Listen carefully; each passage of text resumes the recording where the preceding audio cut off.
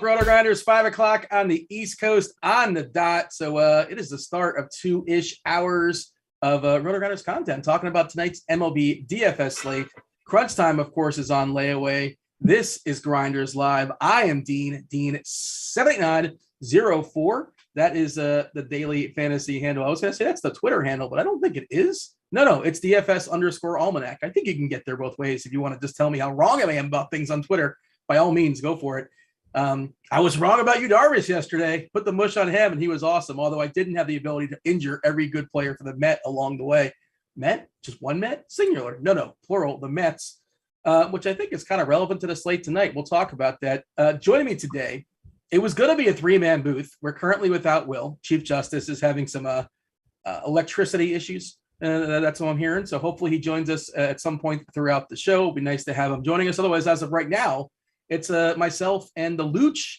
Find him on Twitter at the J Carlucci. It's an intimate show, Justin. The 10 of us, 10-game slate as far as right now. A couple dicey games we'll talk about. Weather-wise, of course, we'll let Roth handle that at around 6:25, 6:30 when he jumps in. But yeah, get comfortable, Justin. It's me and you for the next hour and 20 minutes. Intimate show. Steve, dim the lights. Maybe we'll order in some dinner and we'll just hang out and talk about the slate. A lot of weather concerns. Stick around. I'm sure many of you are going to want to hear Kevin Roth's takes on 3 to 4 games that have significant weather impacts on, what games are going to finish, where the ownership's going to go, how are you going to build accordingly. And that's why he's on crunch time, because some of these critical decisions, you have to wait till the last possible moments to make those. So we'll do the best we can to walk through the slate here, and big slate should be a lot of fun. There's also basketball on tonight. So are you able to watch, or are you like in a state of grieving that, you just can't? I'm fine. I'm okay, man. It's like, again, the Heat overachieved this year, and only one team wins the title. Only one group of fans are happy when the whole thing is all over. So yeah, I'm good. They had a good season. Not like if I was maybe 19 or 20 or 21, and I really, really cared about fandom, or 15, right? Maybe it'd be different. It'd take a while to get over it. But the older I get, and maybe this is you as well, the older I get, the less, it's not that I don't care, but my fandom has kind of withered away, and maybe more so the DFS. And my team is that team that night. And then a bunch of collection of dudes that are playing for other teams, sometimes 5-on-1 in baseball.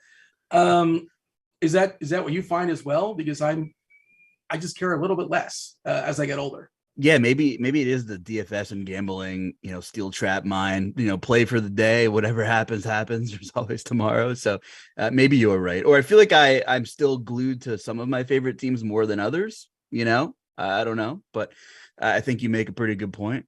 Yeah, we'll see what happens. I had a pretty good run in the $4.20 max last night on DK. Came in 20th, ran out of gas. That would have been cool. Sometimes when I have commitments with our 7-year-old, I can't play the volume I'd like to. I know priority is right. Sucks. But so yeah, I threw a couple entries in, and I had a dynamic duo of pitching between Dakota Hudson and Marquez as my 2 pitchers on that team. You know what? 2 big takeaways from last night's slate before we jump into this one.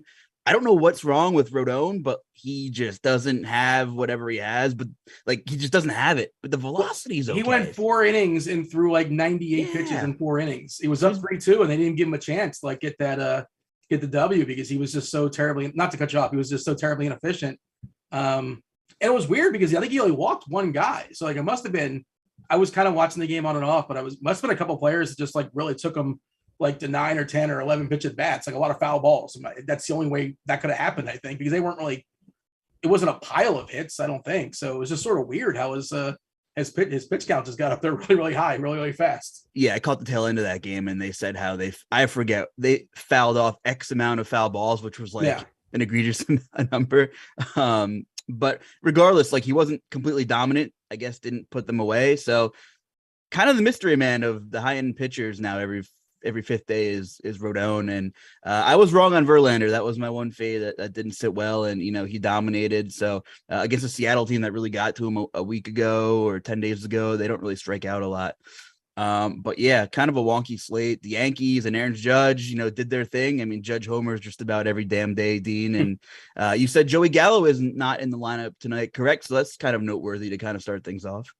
Yeah, he was one of the potential cheapies, especially on FanDuel. He was like 2.3K. And, I think it's a good conversation as far as the slate. And by the way, I did go ahead and drop that link in chat for the people if you want to read about Ross' weather report. He usually updates this around 5-ish. So you'll probably get an update in a written form soon enough. I'll let you know. I'll be on top of it if I see it. I'm refreshing a couple times here. And of course, he's going to jump on the show around 6:20 and give you a more up-to-date update verbally, let you guys know what's going on. And you mentioned 3 or 4 games. One, it's worth noting it's not in the main slate, so we don't really care. We're not going to be talking about it. Arizona Cincinnati is a 6:40 game. So that's orange, yellow. But again, if you're playing some kind of showdown, have at it. But just be aware what's going on there. But, Baltimore is currently orange, yellow. Texas versus Cleveland at Cleveland, straight orange, which seems like the diciest of options right now. Atlanta, yellow. They traditionally know for their pop-ups, right? And then it's green in Chicago. That's the White Sox, but it doesn't look like the best hitting weather for what it's worth. So another interesting thing I think that's worth noting that we're not going to necessarily know until maybe later. And I was writing about this in the expert survey, and we'll see if we get the information or not. But, we have 4 or 5 pitchers that are really close, and we'll have that conversation. I think one of the things that could separate it is the Mets are likely to be without their 2 best players or 2 of the best players. Mr. Smile Lindor probably play some baseball tonight. But Alonso got hit by a pitch last night. X-rays were negative, but I'm going to guess they give him a day. We'll see. Stay tuned on that. And Marte, I think he has a leg. He has something. And they're talking about possibly putting him on the IL. So Marte and Alonso probably aren't going to play. And that will boost Manaea, right? And then there's Eovaldi against the Angels, who haven't won since 1972, and they fired Joe Madden. We finally got Trout off the schneid. He banged out a homer, and then he left the game due to injury. So Eovaldi should see a bump, with the Angels, a significant downgrade, the absence of Trout. They're already without Rendon. They're already without Ward. It's basically going to be Ohtani and a bunch of dudes, most likely. So he will see a nice little increase as far as just appeal. And if you're looking for reasons to separate certain players, because I think the pitching is pretty compacted, it's good. And we have 4 or 5 good options. The other one, of course, there's a potential rain issue with, we just talked about it, right? In Cleveland, right? Where Shane Bieber potentially might deal with some rain. And, if you don't want to deal with that mess, like, of course, we've seen it before where, Green for Cincinnati when there was potential rain issues, and he was awesome. And nobody played him because there's potential rain. So if you want to do the upside thing, and again, stay tuned to see what Roth has to say about that. But let's talk about the screenshot as far as the slate, because I think that is what the slate is. It's like 4 or 5 really good pitching options, some good offense, obviously. But yeah, Nestor Cortez and his fabulous mustache, Aaron Nola, Sean Manaea, Bieber, Eovaldi. Do you have a preference amongst this group? Who is jumping out for you? The weather reports don't look great for Bieber. So, I have him X'd out of my pool right now. I just don't even want to play the risk. Can you recall a slate where a starter was scratched and then he decided to pitch again? When did MLB turn into NBA? I thought that was. Well, you know what happened. I don't know if you know what happened if you're paying attention. So you might have been with the family trying to figure out. So that it wasn't about, you're talking about last night with Detroit, right? Correct. Detroit at Pittsburgh, and basically, and Roth talked about this last night too. It's like, I don't know why Pittsburgh is not delaying this game. Right. Because if you don't delay this game, we're going to have a rain issue in the 3rd or the 4th or the 5th or something like that, right? And Detroit's like, well, we're not going to roll out Skubal. Why would we start Skubal, our best pitcher? They're going nowhere. It doesn't matter. What's the point, right? They're not going to bring him back after a big delay anyway. So like, we're not going to roll this guy out for 3 innings. We're just going to pull him back and we'll throw him out there tomorrow. And then Pittsburgh says, well, we're going to delay the game. And then Detroit says, well, if you're going to wait, all right, we're going to throw Skubal back out there. So much gamesmanship between Detroit and Pittsburgh.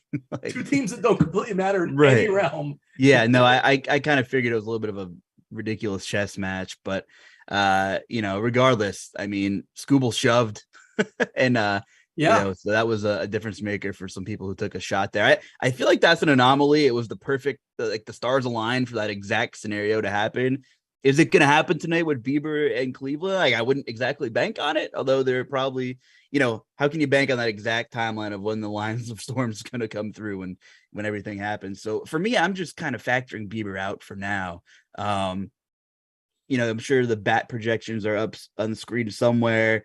It likes Nola more than Cortez. I guess I'm a little surprised, Cortez is carrying as much ownership as he is. I mean, I know he's been great. This is a guy who's still kind of an anomaly himself. His swinging strike rate isn't like near 20. I don't even think he's had a game with 20% swinging strike rate this year. So he's been fantastic. I mean, I'm a Yankees fan, so I'm not complaining there, but I do really like Nola, as do a lot of our experts. As you can see, there's 4 colorful blips on lineup HQ. Nola is a big K guy. Milwaukee strikes out at a pretty decent clip. And you know what? I was actually having this conversation with Keith briefly before, because he wrote up Aaron Nola, his over strikeout props for Scores and Odds. So by the way, check out scoresandodds.com. A lot of free content. A lot of us that do stuff at RG put out premium picks and a bunch of free articles. And Keith has a good baseball prop article up today. And Nola over 6.5 Ks was one of his picks. But I got it pulled up, not to interrupt you, but I got it pulled up, and I'll go ahead and drop it in chat for the people. Scores and Odds, of course, a premium product here. Sister channel with Rotogrinders. You can get yourself a 3-day free pass if you want to check that out. There's obviously a bunch of premium content on there. For whatever reason, they made Keith's article free. They want to get some eyeballs here on Scores and Odds, and he's got 4 separate pitcher props as far as over and under. And you gave out one of them, which was, what was the one you gave out? Nola, right? Correct. Yeah. Yeah. There's 3 more. Go ahead and click that link and have at it. I'm going to drop it in the chat. What up, chat? We didn't officially say hello. I see Kirkwood in there. I see Don Yeezy. Eric's there talking. I'm sure he's going to throw out some fun stacks we'll have a conversation about throughout the show. There, Tony Gonsolin. What about Tony Gonsolin? Why wouldn't we play this guy? I mean, maybe. I don't know. 2% owned. Nobody's really going to play him. The White Sox aren't that spectacular. Okay, maybe we'll entertain it. We'll see. Do hit that like button. Do subscribe. Turn on those notifications. Jeez, why can I not say that word? Turn on the notifications there in chat and interact with us. I like, even if you disagree, I like a good, healthy disagreement. Again, we're here for the next hour and 15 minutes or so. You got to have something to fill the time. Tell us what's going on in the world and tell us why we're wrong. Last night somebody told me in chat that I think I'm a know-it-all. Like I didn't realize I come off that way, but you never know. Hey, they're closer to this. I'm too close to the situation to know, I suppose. But where did I cut you off at? You were talking about Nola as far as the prop, and that link has been dropped in chat, but feel free. Talk about Aaron Nola, because, I was looking at the expert survey, and I partook in it as well, like me and 4 others. I was on an island with Manaya, but again, I think it's splitting hairs as far as your favorite pitcher tonight. And I'm not going to argue with anybody if Nola's their favorite. Is he, if you had to pick one and ownership's not a thing, is he your top guy? This guy's a know-it-all. He has no social skills. He cuts me off when I talk. I'm sorry. Nah, I'm just kidding. Actually, so real quick, all of our articles on Scores and Odds are free, all of them. So you can find them under our news section on Scores and Odds. So always free. A lot of good stuff there. I guess it's Nola, and I'm trying to I was looking into pitch types and how much of what he throws, and I was looking at Plate IQ, great free tool on Rotogrinders, and Milwaukee does strike out at a decent clip. They hit the curveball pretty well. That's Nola's kind of bread and butter. But they're a terrible changeup hitting team for whatever reason. If you bring up, their whiff percentage, and I know some of the sample sizes are small, but a lot of it was pretty good. Nola squared off against Milwaukee, I don't know, a month and a half ago or something like that. He had 9 Ks. And he threw his changeup the most out of any game this season. So I'm like, all right, do we have some analytical birds on the Phillies staff? And Nola seems like a smart guy, a smart pitcher. So I think if he uses this changeup, which I don't think is by coincidence that he threw it like 15% more in the first meeting with the Brewers than he did, in any other game this season for the most part. I think Nola could have, a ton of success. I think he has the highest upside on the slate. Carrying a big ownership number, Dean, but that's to be expected, especially if the Cleveland game looks ugly. So I like him for cash games quite a bit, but I want to hear your Manaea take, and then we'll go down the list and talk about Eovaldi. Well, my main Manaea take is, first of all, he's top 10 in baseball as far as throwing pitches. It's like 95 pitches he averages per start. If you look at his last 6, as he's been stretched out throughout the season, he's thrown no less than his last 6 starts, no less than 95, 96, 97 pitches, something like that. He'll creep up to 100 as well, too. Sandy Alcantara, not in this slate, but then Marlins brought him out last start, brought him back into the game at 104, the next inning. It was incredible. I was really, really surprised to see that. He's just a phenomenal pitcher, and unfortunately, he is not on the slate. He's pitching today at 6:40 against Washington. But again, it's the Mets are a good offense, but they're downgraded against lefties. They're not as good against lefties, and their 2 best hitters, I'm presuming, are not going to be in that lineup. And that's basically what it is. And it's not the most amazing strikeout lineup, but it's fine. But just run prevention perspective, it's going to take a severe hit. There's not a lot of power lurking on that Met team when you take out Alonso and when you take out Marte. Nito, Plummer, Guillerme, a left on left, McNeil, JD Davis has got some power, but Kana's got some power against lefties. But is that the reason why I'm not going to play Manaea? Those, sure, you got Lindor, who's a good player. I don't think it's a very good lineup when you take those two of their best hitters out, and it's not that deep anyway. Again, if you want to say it's Nola, by all means. We are getting Adames back from Milwaukee today, so they've gotten a few of their key pieces in their lineup for the last couple of days. We saw Renfroe come back, but the thing is, it improves their lineup, right? But also it adds more Ks. Adames, 27% as far as strikeouts dating back to last season against righties. So it's kind of a give and take. You want him in there for the upside of Nola, but he's also a guy that can bang one out, which is somewhat troublesome as well. And same sort of deal with Renfroe, who will strike out 25% of the time. Also, he's got plenty of power, even against righties. And when you're shooting for upside, you want the guys that can strike out a ton, and you catch them on the right day. And I think Nola can certainly strike out 9 or 10 or 11. By the way, a sneaky guy that's not playing today, nobody's probably going to realize, for Minnesota, Luis Arraez is hurt. And that guy who cares about batting average, right? But he's got a 370 batting average this season. His BABIP's close to 400, I believe. He just singles everybody to death, but he doesn't strike out. So it's just a benefit for Cortez to not have a rise in that lineup. I totally agree. It definitely helps. The Mets lineup, hypothetically, not great. Still a lineup that doesn't strike out a lot, though, even though they're not great. So I'm curious to see how that plays out. We don't know for sure that Alonso's out, right? But we know he had x-rays. They were negative. He's considered day-to-day. We're assuming he just takes a day off because it's June 8th, right? Might as well. My guess is he doesn't play, right? Is that kind of what you're thinking? That's what I'm guessing, yeah. And I'm guessing Trout's not playing, and we're projecting all those guys to be out as well. And I wonder if the field is considering that. Projections currently are baking in them being out, so maybe people aren't going to react to it as much. And the other thought process is, a lot of times when these players are questionable, you're not going to see a Met lineup until 8:00 at night, right? They will hold off as long as possible. Maybe they'll work him out pregame and see what he's going to, and then all of a sudden maybe he plays, which is not ideal. That's not what I'm searching for. But you might get a Met lineup late. You might get an Angel lineup late. I know we used to get Joe Madden lineups late. I'm not really sure what Phil Nevin's track record is after one game. I presume Trout's not going to play, but we'll see. It's just, we might get some goofy lineups later, and people are already locking players in. You already have your pitchers good to go. You're living the family life, that kind of stuff. Oh, I see TJ in chat. He says he's bored. I mean, look, TJ, by all means, you're welcome to join the show if you want to hang out with us. Feel free to jump in and take your victory lap on Yu Darvish last night. We had a whole conversation about it, and I'll take the L as far as Darvish. But let's go ahead and pull up the ownership stuff pitcher-wise and see what we're looking at. Obviously, on DK, you got to roll out 2. And ownership is reflecting, it's weird because we don't have a clear favorite. And that's kind of where I'm at too. Like I get it. Nola at 33, Eovaldi at 31 without Trout, presumably. Bieber at 30, like that absolutely can change. I think that's going to shuffle and that's probably going to lower. Then Manaya at 29. So like all four are the same essentially. Then there's Ian Anderson, who's not great, but he's cheap.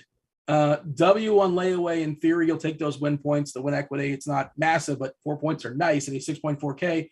And we live the world of the salary cap, so he's very useful, to spend up for some big sticks. And then you got Cortez, who's just like half the ownership of all the big boys, and we've certainly seen him flash a ceiling this year. Like he doesn't overpower anybody, like he's throwing 91, 92. He'll fool some hitters. The swinging strikes aren't spectacular, so maybe he's been a little bit lucky as far as Ks. But like that's where we're at. And there's a few other pitchers I think that are worth considering. But Wood on Fanduel, where he's like 7 or so, is kind of interesting, like as a pivot away from Anderson. But I think that's where the conversation mostly is as far as pitching tonight. Yeah, Gonsolin has been about as solid as you could ask for. I mean, you look at his game log and it's 6 innings and 6 Ks or 7 Ks and 40 plus Fanduel points. But does he have that 50 plus ceiling? He hasn't thrown 100 pitches yet this year. They're just still kind of babying him a little bit. Like youngish guy in the system. I think the Dustin May trauma is still lingering a little bit there.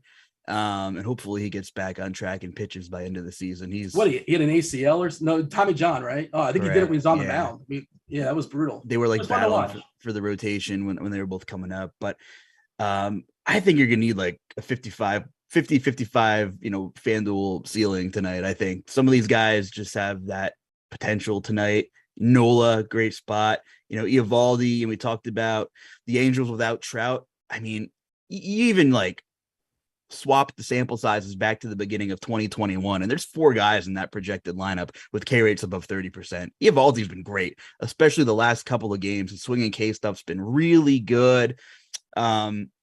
And the Angels, of course, they aren't hitting much at all, but they're a terrible fastball hitting team, like high whiff rates. So I think he's in a great spot there as well. Looks like I have to do a refresh. How much do you believe in that stuff? Because I generally don't dig into like, well, this team is bad against this particular pitch. And a lot of times it's like this team can't hit splitters. Like, and it's like based on like, 30 at bats or something. I don't know. I'm maybe exaggerating, but and I know it's all in the Plate IQ stuff. And by the way, I'm asking a lot of questions, but did you say the Plate IQ tool was free? I didn't know it was free. If it is, probably shouldn't be. Let's get clarification on that, because I'm pretty sure it is. Okay, because I know a guy, so I just have it popping up, right? I don't want to stick our necks out. I thought it was. I know we do a bunch of great stuff here where we rotate free tools and content, which is awesome. Like Cheese article is free on Monday, so that's cool. Give everybody a taste of what we have to offer. So we do rotate freebies, which is awesome. Wait, every Monday Cheese's article is free? No, but it just happened to be at this. Past Monday. I'm sorry, I'm asking a whole bunch of questions, but by the way, before you answer that question. A good segue. TJ Lasek, he did the PGA value breakdown article. And like you said, every single day we tend to have something for free here, a piece of content here at Rotogrinders. You can get the PGA value breakdown article for the RBC Canadian Open that's going down this weekend. I presume, since it's golf, it starts tomorrow. So have at it. Go to rotogrinders.com and check out the PGA page. So speak on that, because I don't really dig into, well, this team or this player, sometimes players, but some players are like dead red fastball hitters. That's just kind of how it is. But how much do you care about such things? I mean, if there's so you have to take stuff in Plate IQ with a grain of salt, because like you said, some of the sample sizes are like really small, but and they're labeled as BBEs, batted ball events, in that tool. So anytime I see like 20 to 30 plus, I start to kind of like think about it a little bit here. Of course, I don't live and die by it, but the Angels did have a pretty decent sample size, the hitters in that lineup, and they don't hit fastballs at all. And I think Eovaldi has a chance to cruise tonight. Now, my total, I'm going to like put on my non-analytical hat here. Yeah. But, sometimes weird stuff just happens in sport. This is why we play the game. When managers or coaches get canned or fired, teams respond. I mean, the Phillies went ballistic after Girardi got canned. I mean, hell, even Trout hit a home run, finally hit the ball after his slump. And, we just see teams respond differently Well, I mean, Trout's going to homer. Trout was still going to be good at baseball. I know people like correct. Of course, Trout's good at baseball. I know. He's been in a slump. I get it, but But the price is really good on Eovaldi. I think he does have 50-point FanDuel upside tonight, and I think he's in a good spot. So Cortez is the one I'm still trying to buy into, trying to wrap my head around. I mean, he is so expensive now that he can't just be pretty good and you're going to take down a tournament. Well, he's kind of got to be the leader of the pack, right? Like amongst those five. I mean, he kind of has to be, or like if they're all within like 2 or 3 points and you're playing in something small field, like that's fine, but one of these guys are going to have a ceiling game tonight, Dean. I mean, like they just really are. Well, which one is it going to be? Well, let me get my crystal ball out, Dean. I have the Magic 8 Ball. It works sometimes. You got to ask it yes. That's why you're a know-it-all. All right. Here. Let's try it. Sports Almanac somewhere lurking. Shake it up. Will Nestor Cortez have 50 FanDuel points? Tell me what it says. Oh, I mean, you're being too ambitious with that. 50s like that. What does Cardi have as far as he's got like ceiling? We have in the lineup HQ as well. What do we have as far as the ceiling points? So we have Manaya, your boy, 52-point FanDuel ceiling. Nola 50, Eovaldi 47, Cortez 45. Alex Wood, who we didn't really talk about yet, pretty cheap, pretty high ceiling against Oakland. I think Wood. I'm curious. It's peculiar to me that we have Wood higher owned than Anderson. Maybe that's a bad read by me. This is FanDuel, by the way, where that's more of an interesting conversation because Wood is at 7.3K and Anderson's at 7.7. We have Anderson at 5% and Wood at 8%. I thought Anderson would be he's a little more expensive, I suppose. Sure. Both good matchups, obviously. Do you have a preference amongst those two? I'm not really interested in Wood on FanDuel at all. I like the Anderson matchup. We know he's a decent pitcher. He's really cheap. I just see myself paying up to some of the guys we talked about. Now on DK, different story where, you're looking for an SP2 and Anderson is 6,400 against Oakland. That's just absurd. I think I've used the Magic 8 Ball. I've shook it up so many times. Like now it's like cloudy. You ever, and it just kind of like expires. I think that's what's happened to my Magic 8 Ball. I can't read if the outlook is good or not. That's unfortunate. I have to get into Magic 8 Ball. Could I write that off? Is that a write-off? Is that, yeah, it might be. Is that how you're so good at what you do? Is that how you make your lineup decisions? 659, got to shake up the 8 Ball. I would like to take a victory lap on behalf of the Magic 8 Ball, but no. It's I see TJ in chat and he's got, his Spidey. I got my Magic 8 Ball. I got the Gray Sports Almanac as well. It's somewhere not within arm's length reach, but that's available in a pinch break in case of emergency. TJ's mentioning Dane Dunning, and I like Dunning too. I think Dunning is good. The problem again in that game is weather. The rain can be an issue, but Dunning always seems to pitch on the wrong slates. Like, why can't we ever get this guy where maybe it's the right slate because nobody's going to play him, but I just think he's a good pitcher that I'm probably not going to play just because the nature of the slate, it's not his fault. But that's just how it's going down tonight. And I'm not making 150 lineups. If I was, Dunning will be in the pool. Like 6.7K on DK is a really appealing price as an SB2 and an interesting pivot away from Ian Anderson. And if we can get at least like a yellow as far as the colors there from Roth and like you can risk it, I'm okay with Dunning as a pivot away from Anderson. But we'll see. I'm going to wait on Roth, obviously, weather-wise. And Bieber on the other side, and we're projecting a healthy percentage for him. And of course, if he doesn't go, or if there's it's still really scary, that ownership's going to shuffle and it's going to condense to Manaya's going to get higher, Nola's going to get higher, all those other pitches. And I think Cortez is going to be well behind because, for starters, he's more expensive. 11K on DK, Nola 10-2, you can stop there. Manaya 10K, you can stop there, or you can just talk about a couple of the cheaper ones like Wood. And that's FanDuel I'm looking at as far as those prices, but I believe that same thought process holds up on DK too. TJ in chat just said, thank you, TJ, that we have a update as far as weather. Are you rooting for anything in particular here or what? Rolling with the punches now, man. 5:30 Eastern. I'll start rooting for stuff in about an hour.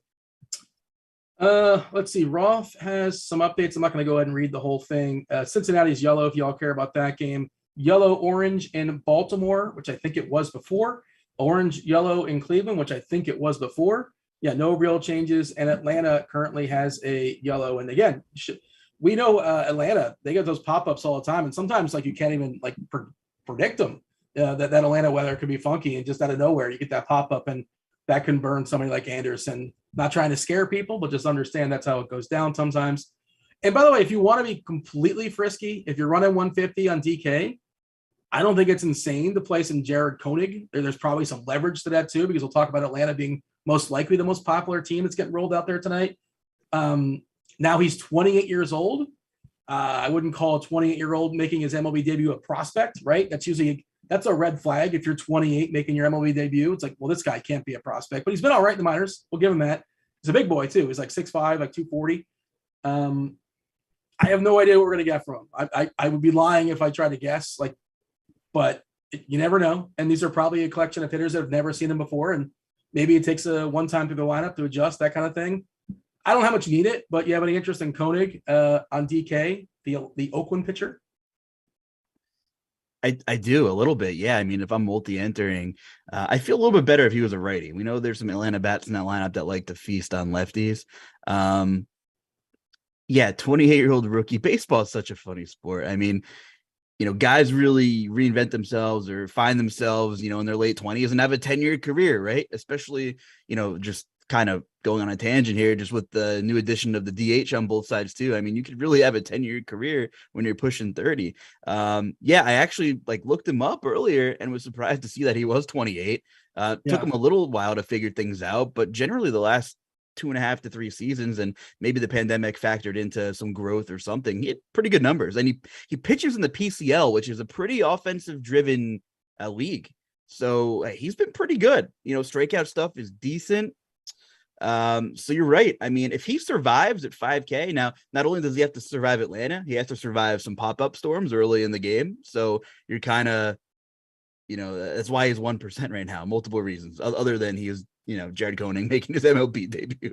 So I do like having a couple of shares of that. I mean, if he gives you 12 to 15 points and you have the right, upside pitcher, I mean, the door's wide open for you to get whatever stack you want on offense. So I like that call a lot, Dean. Yeah, I mean, again, I'm not sure how much I'm going to play of him. And my apologies. Speaking of pop-up showers, that's how it goes in Florida sometimes. You don't like the weather, wait 5 minutes. It could be raining in the front yard and sunny in the back. And just rain just sort of popped up. So hopefully it's not too obnoxious. Hopefully y'all don't hear it. I hear it. And it's kind of distracting to me. But if you guys can hear it just fine, all good. We'll power through. I love Eric in the chat. He's imagine not stacking Oakland. And the first guy he writes, Elvis Andrus. Who wants to play Elvis Andrus in the year 2022? He's one of the worst hitters. He's batting second. There's the mush, by the way. I'm mushing Elvis Andrus. So go ahead, hit the lock button on Elvis. I will have 0. Not happening. No Elvis for me. It's baseball. Who am I to say to not stack Oakland or stack whoever on a given night? I mean, seriously. You can have Elvis Andrus tonight, Eric. I'll give you him. We'll let you have him tonight, but just him. Yeah. Just one guy. I mean, it's not. And he's the power's got to be even worse than it is. And it's been the last so many years, but he was never known as a power guy. He was a big prospect at one point for Texas, 10 years ago, probably, maybe even longer. But no Elvis for me in my life. All right. Anything else of note as far as the pitchers? I know people are asking about some ownership stuff. Of course, you can use this at your own leisure if you get yourself some Rotogrinders premium. But it is on the screen. You guys can sort of zoom in. I know producer Steve's showing off. I'm not sure if he's jumping back and forth as far as Fanduel or DK. Let's look at the ownership stuff on Fanduel, see if there's anything distinctly different. Obviously, only one pitcher, so the number is going to be less as far as ownership. We see Bieber is number 1, which is just my opinion that's wrong because of the weather, for one. People are going to be apprehensive, and the pivots are just as good, if not better. Bieber's 9.7 at 17%. Nola at 14%. Eovaldi is cheaper than those guys at 13, 14%. Mania 10K in the middle at 13%. Wood at 10. Anderson. Well, okay, they changed that. I clicked the refresh, and I think Anderson and Wood are now 10-ish, which they both jumped up, which does not surprise me. And then we talked about it. Cortez, the most expensive, will get lost in the shuffle. 11K, 6% owned. Yeah. And if you want to mess with Stroman and the Hound, Chris Bassett, the nicest thing you could say about him is that I believe he's either first or second in all of baseball. I think he's second, right behind Alcantara, as far as pitches thrown per game.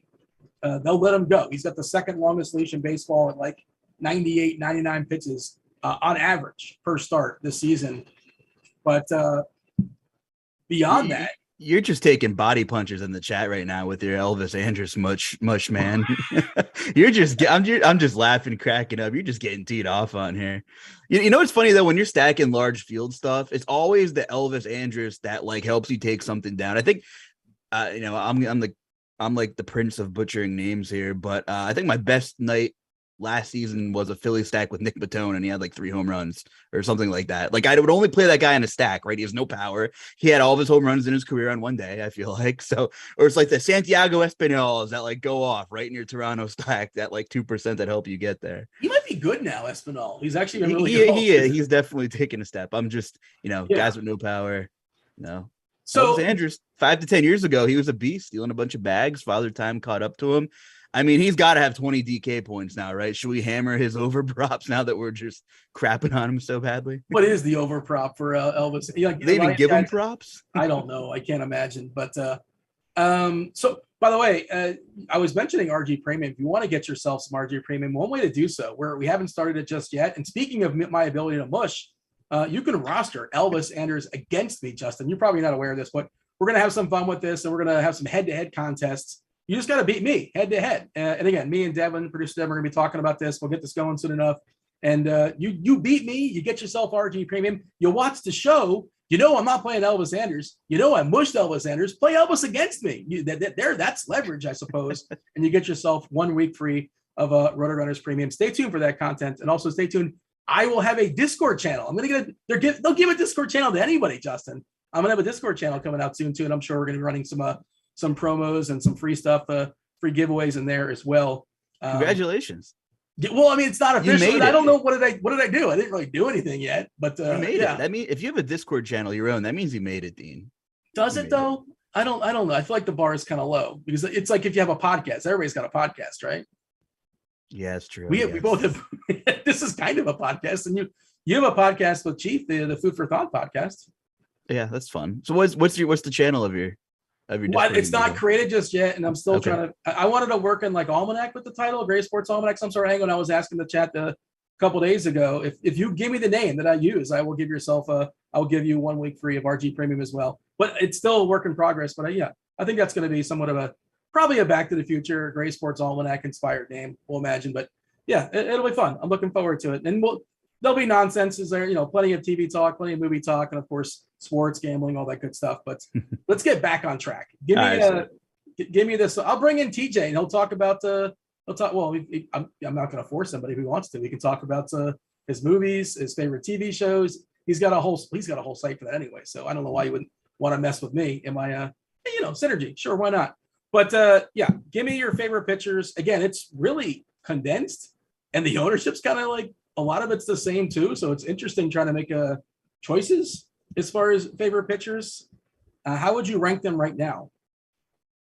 All right. So Nola is 1.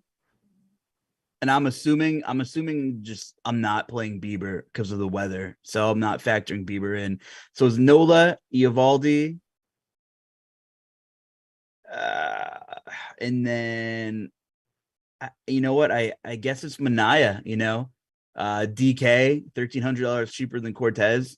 You mentioned the weak Mets lineup, although they do make contact despite not looking good on paper. So Nola, Eovaldi, Manaea, and I probably will have a couple of Cortez shares in the right lineups. But other than that, I think like there's just every mid-tier play, it just looks like what's the upside? Alex Wood, Corey Kluber, who really isn't striking anybody out. I think he only hit 90 pitches once this year. Now he's taken on St. Louis, who doesn't strike out at all. Johnny Cueto, I know the Dodgers have been bad, but I'm not paying $7,900 for Johnny Cueto. No. Adrian Hauser, who doesn't strike anybody out. Reed Detmers. We're getting down there now. Chris Archer, no chance. Right. I mean, Senzatello's a no-go. I wish that Cleveland Texas game was a go. I'm not saying it won't be, but Dane Dunning would open some things up. Bieber would help this, spread this ownership out a little bit here. I don't know. I feel like Ian Anderson might come in a little hot here, ownership wise, because people are going to want to pile in some of those higher end bats. Just pulling up Gonsolin's matchup here against the White Sox. Of course, the White Sox are without Anderson. They're without Eloy. It's a pretty beat up team. Grandal has been pretty terrible this season for what it's worth. Yeah, the tricky part with Gonsolin is he's going to throw 82 pitches or something like that. 80, 90. I mean, that extra 10 pitches from 90 to 100 could be like a 10-point swing, right? And that could determine a lot of money. Yeah, I mean, I'm not here to discourage it, but I'm probably not getting there. This season, by the way, if you look at this season stuff on the plate IQ for the White Sox against righties, so just pull it up. I don't know, maybe producer Steve can throw it on the screen as well too. Look at the plate IQ data for the White Sox against righties in the year 2022. It is all different shades of red and pink, which is just, I mean, from an ISO perspective, from a WOBA perspective, even their power hitters this year. Abreu, just no power versus righties. Robert, nothing. Moncada, horrific. His ISO is 61, which is just a disaster. Ashish is a power guy, but not really showing it off. It's just, I don't know. You see how bad this is? Again, I'm not going to freak out over 2 months, but it's just been bad.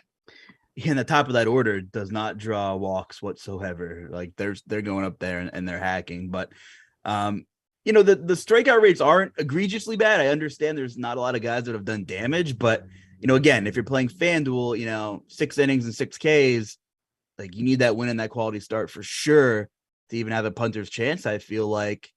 To maybe catch a Nola or an Eovaldi ceiling game who are both in great spots, or even Cortez. I mean, maybe Cortez will just keep defying science and going out there and maybe he'll dominate Minnesota tonight. So I think the leash is the biggest issue. We talked about some guys that have great, opportunities to pitch well over 100. Gonsolin's not that guy, and his price is up there because he's pitched well. I don't see him going 100 plus pitches under almost any circumstance. Also worth noting, that's kind of weird because Roth was talking about how the weather looked pretty good for pitching in Chicago. Let's see. Winds out to right field, but temperatures at 50. I'd hardly call it hitting weather. But what's weird is, and I don't know if the sample's big enough and whatever, who really knows what went down in these games. 46 game sample in this weather in previous history at this ballpark, similar weather. You've seen a bump in homers at 26% and a bump in runs at 17%. So just interesting, peculiar. The two things are kind of speaking against each other. Hopefully Roth can give some clarity to that when he comes on in about 40 minutes or so. And of course, he'll tell you what's going on to the best of his ability with Cleveland, specifically. Atlanta obviously matters weather-wise too. But anything else as far as pitching, or shall we talk about the sticks? Shall we talk about the stacks? Stacks, right? Let's do it. Yeah, let's do it. Let's go there. So consensus value rankings at the bottom. If you scroll down, if you happen to have premium today, you can get the consensus of our stacks today. And I'm a little bit surprised at the number one consensus offense, a little bit. And now I am part of this team that ranked, and I put this team the lowest. I did rank them though, but we have San Fran number one. Number one as far as consensus ranking: San Fran, Atlanta, Yankees, Boston, Dodgers, and then Philly. Myself, Head Chopper, Keith Eister, and then Dave Potts. Cheeseisgood. That's the foursome that did the rankings today. Do you agree with that? Is there anything that's missing? San Fran, Atlanta, New York, Boston, Dodgers, Philly. Is that about right for you? San Fran in an implied run total over 5. I know Senzel is not great. He's not a huge fly ball pitcher though. I do think the Dodgers, against Cueto have a chance to really just blow him up in this spot here. I know you made that little note on weather, but no, other than that, I'm looking at ownership. And by the way, you guys have been crushing the expert survey stuff here. The home run calls have been fantastic with optimal hitters and stuff. It was a couple nights ago, everyone had Juan Soto. It was like, you got to play. I know it's like Juan Soto, like bold take, but he literally was like breaking the slate and they were all on him. So that was pretty cool. But, I have the DraftKings ownership pulled up here, and it's funny because, like, the highest bat I have projected ownership on DK is Ian Happ. No one's talking about the Chicago-Baltimore game, but the weather, I think, is deterring people there because we just don't know. Of course, Jordan Lyles, not great at baseball, gave up 37 home runs last year. We know that. That's a lot? You know what? It's not a lot. Yeah, it's too many. He's been better this year. I mean, he's been serviceable. We've used Jordan Lyles on some horrific slates before as some value here. But I think we're definitely going to need to see an ownership update here.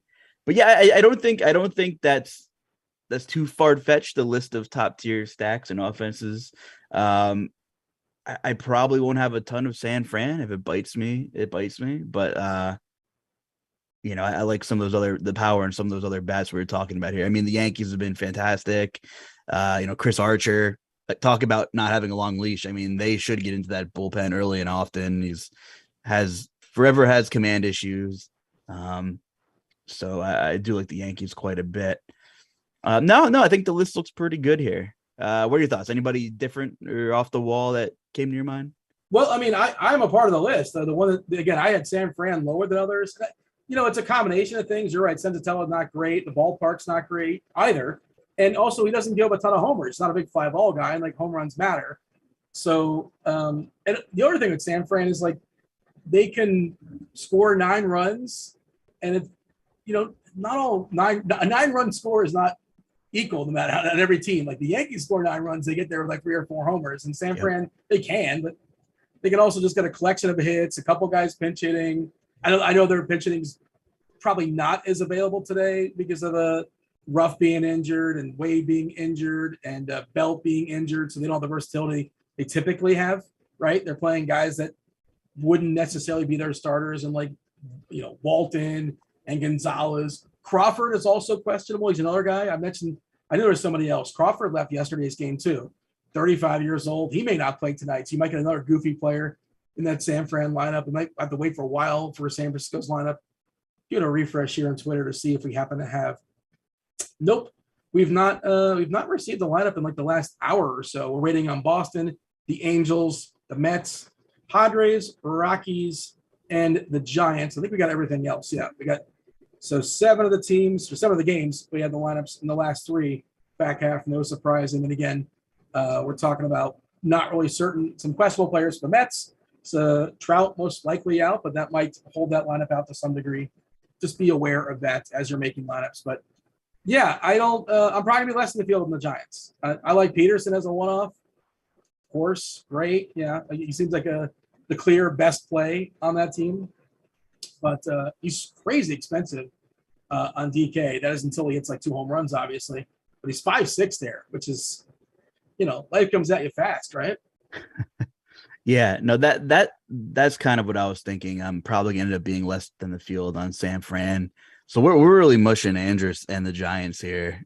We're really mushing them together. It's not an official mush for the Giants, to be clear. I like the Giants. What defines the mush? Can we just set the record straight? The chat will define it because they're the ones that, I just have to embrace this whole mush thing. Whatever you say will be wrong to them about it. So I'll let the chat define what they call a mush or not a mush, I suppose. But yeah, an interesting note. Apparently, San Fran ballpark has yielded the 5th most home runs this season. Okay, that's interesting. Wasn't aware of that. I still don't think it's a hitter's park, obviously, but of course, you can get a lot of balls, they're home runs anywhere, that kind of thing. All right, let's go around the horn and give our favorite plays at each position. You guys are in chat. Feel free to throw out some questions. If it partakes to the conversation, I'll do my best to hit on it. If we're talking about first baseman, say, hey, what about this first baseman? Why don't y'all talk about that guy? And we'll do our best to knock it out. If I don't get it, producer Steve will get the question. If he doesn't get it, producer Devin will get the question, and we'll do our best to answer as many questions before we step aside and make way for the Crunch Time crew. You all get Dave Potts, you get Kevin Roth, and SquirrelPatrol, I believe. So, some heavy hitters talking some tournaments later on in about 40 minutes or so. Dean, give me some catchers. Go ahead. Real important before we dive into that. Is Packy Naughton a top 10 baseball name? Yes. Okay. You're saying modern day, current, actually current. Let's go current. All time. Let's go current. I mean, there's some all-timers, but yeah. One of my favorite all-timers is Mickey Morandini. It's a classic. There's some ones that are just if you ever Three Finger Brown, Mordecai. Like there's some good ones if you hit the old Google. But so how far is he going to go? I mean, the Cards have a good bullpen, but that's what it seems like it's going to shape up being, right? To an extent, like we're going to get some bullpen action. Naughton has he's not in play. He might throw like 3 or 4 innings. Yeah. And he's also not very good. Like he's whatever. I can't imagine playing Naughton if that's your asking. No, I'm kind of asking. You think Tampa Bay could be a non-owned stack that has a chance to make some noise? I mean, team totals over 4, which is respectable, barely, but it counts.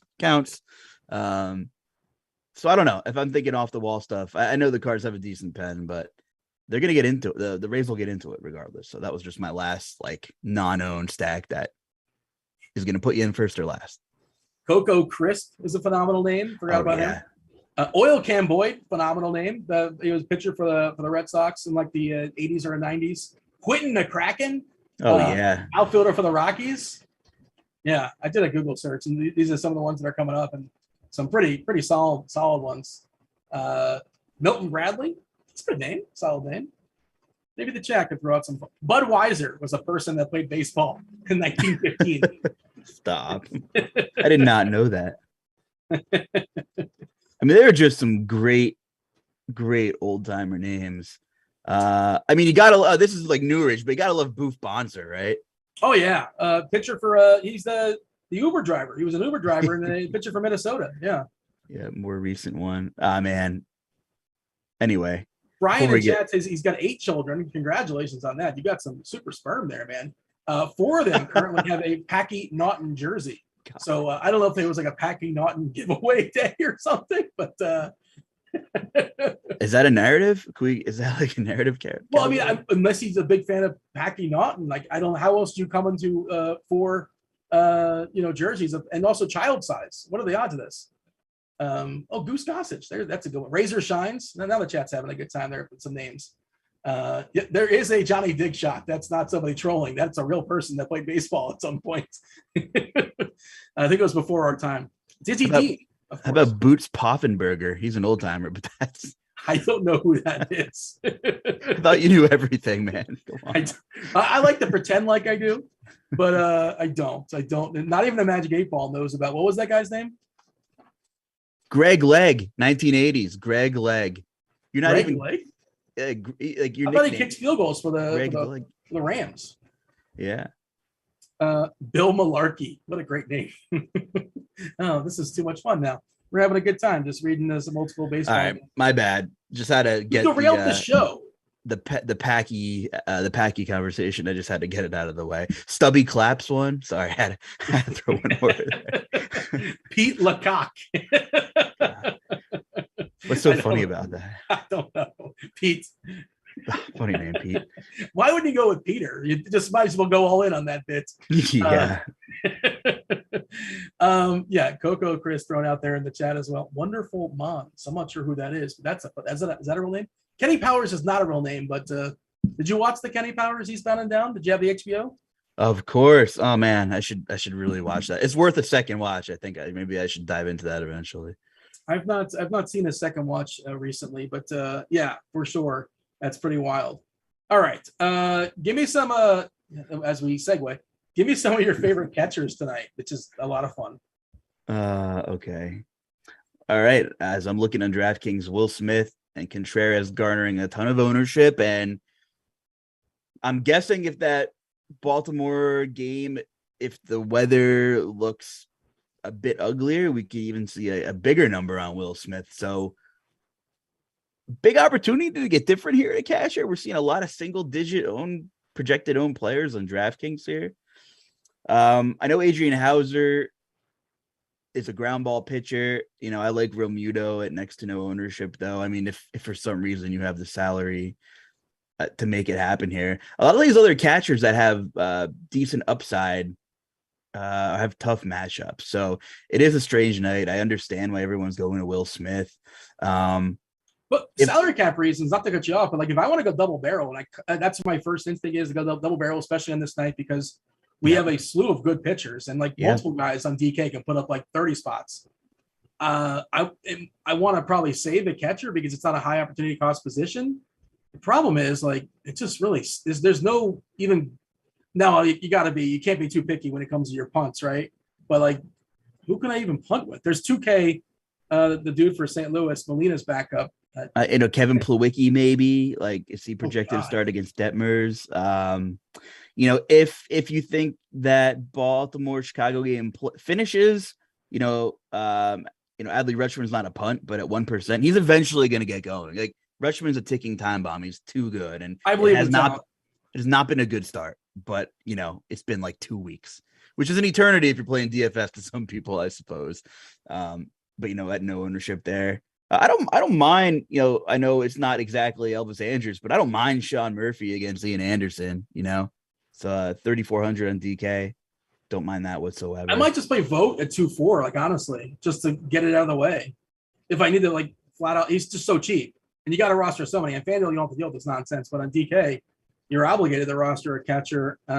Who else could it be? Like if I'm looking to flat out punt it. I don't think anybody's gonna have William Contreras, and he's been hammering the ball. I mean, they wanted to get William Contreras involved since the beginning of the season, and then he finally got added to the Braves roster. I don't know how long ago it was. They're even talking about getting him involved in the outfield. I think he might even have played a couple innings in the outfield, but I think William Contreras could be a name in that Atlanta lineup that no one's gonna go play, and he's really expensive on DK. So I think he's super interesting, and he's swinging a good bat, having a good year. Yeah, the brothers Contreras, both of them are interesting, and it's an overspend, right? I think he probably shouldn't be the price he is, but that's one way of being different, right? The Atlanta stack's going to get plenty of eyeballs tonight. That's one way to be a little bit different. Playing some of the guys somebody like Contreras who's overpriced and also like not in the top 5 or 6 hitters in the lineup. I believe he's batting. Was he batting 6th or he's batting 8th? Where's he hitting the lineup? He is 6th, so not terrible. The last show I did with you was the Darno game where I was like, Darno and Olsen, no one's playing him for whatever reason. Yeah. So that was good. Darno broke the slate, but I was all about the Dodgers that slate, and they've been horrific. So Steve was happy that night. That was a Taiwan Walker game I'm still chasing, where he's gonna just implode. He got beat up a little bit last night, but not enough. Like he wasn't good, the roster, but he's still like regression monsters coming. First base, you got Rizzo. Freeman has got a pretty good price today, 4.9 on DK. I think he's 3.7 on FanDuel. Pretty good price on Hoskins. I love the full punt of Dahlback on FanDuel at 2K. Like he's probably going to bat 9th, but he's on the road, so he still should almost definitely get those 4 at bats. Probably not a 5th, but 4 is pretty good at 2K with his power potential against Detmers, who we're not afraid of. Yeah, your preference as far as first, like I think it's Freeman, it's Rizzo.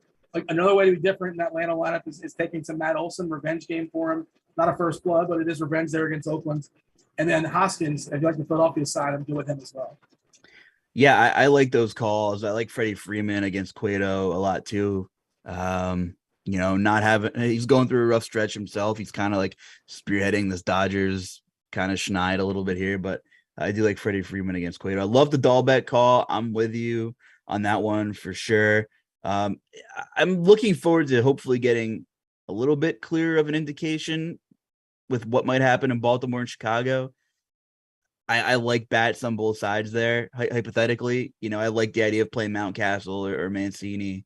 So I think that would really help quite a bit too. But we're getting some Harold Ramirez chalk here against Packy. It's not Packy season today. So, I don't know if Ramirez is having a pretty good season for his standards, and he's really cheap.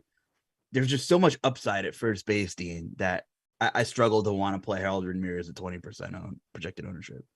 Yeah, that's kind of where I'm at as well. I'm not a big Harold Ramirez guy, and let me see. Is he first base only eligible, or you can? First base only at 2.4K. Yeah, let me check. Yeah, sure, I get it, I hear you, but there, like we said, there's an opportunity cost there, obviously, but it's kind of a little bit of a squeeze if you're looking for those the 2 big arms. So I hear you if you want to play them, and I'm looking at our rankings, and I guess I was the only one that ranked them. I ranked them 6th today on DK at first base, but yeah, otherwise, like Flores is expensive at 5.1, but for sure, if you like the Giants, typically you like Wilmer against lefties, but again, their versatility is hit to some degree with some injuries, so I imagine he's going to draw the start there against the righties in Senzatella, and almost definitely does not get pulled in this game as well.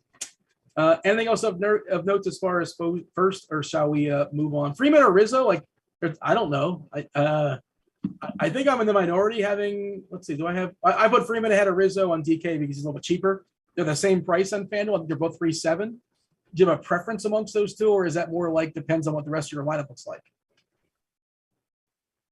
Yeah. Man, that's tough. Let me think about this for a second. I think it could get really ugly for Chris Archer. I'm always on the wrong side of Johnny Cueto. It's like the Metcalf Lockett situation, but I feel like it's with Johnny Cueto. Or like a lot of people are wrong on Robbie Ray because you never know what you're going to get out of that damn guy.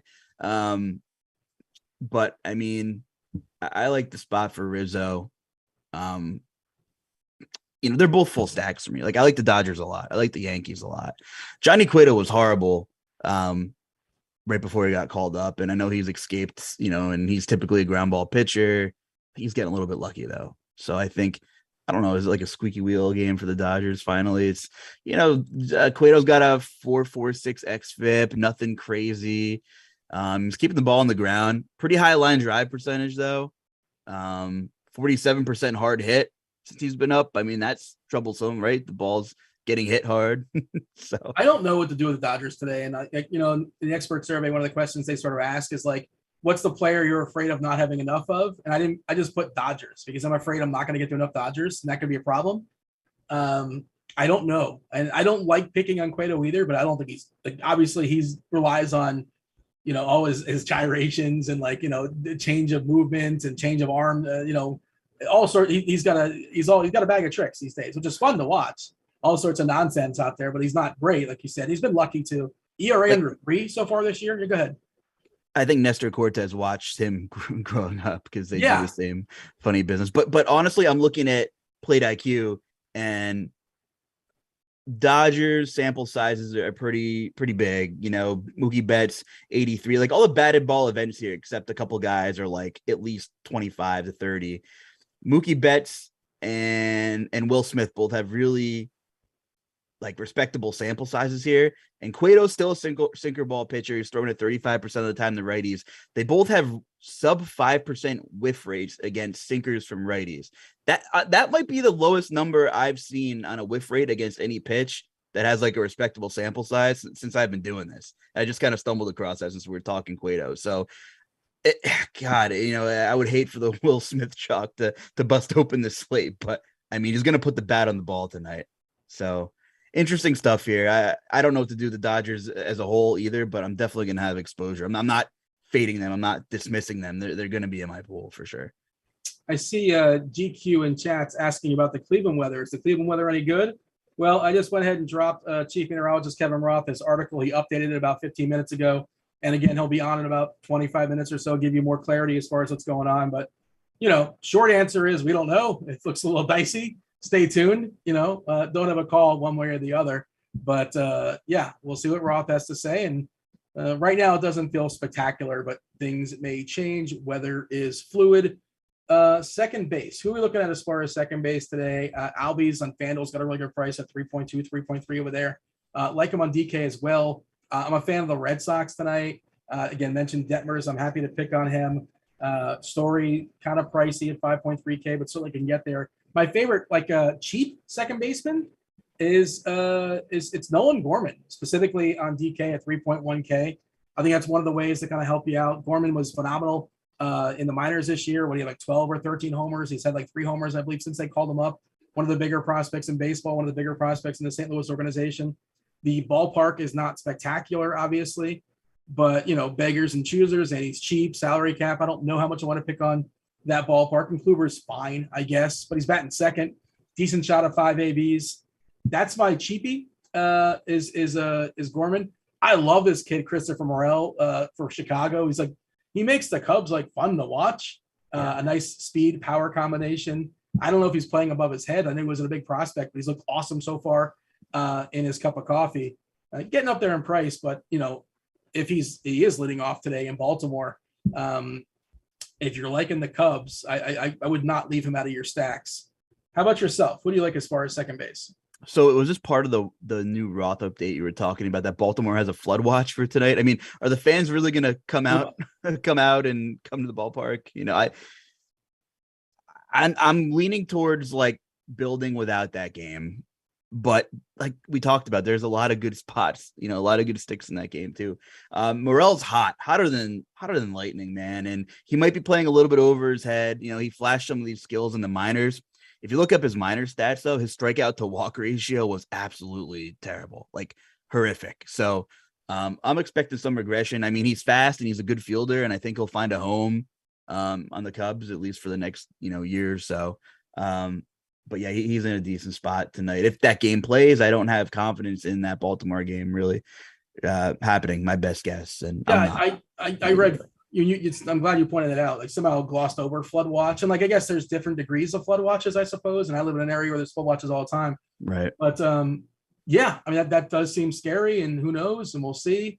They are two teams that don't play each other often, which sometimes they try to, it's schedule wise, it's harder to make up for those games. And I don't know if they play tomorrow or not. They can squeeze in a doubleheader if it's a getaway day or however that's going. But yeah, just, see what Roth has to say. But Flood Watch is not I don't feel any more optimistic when I see that.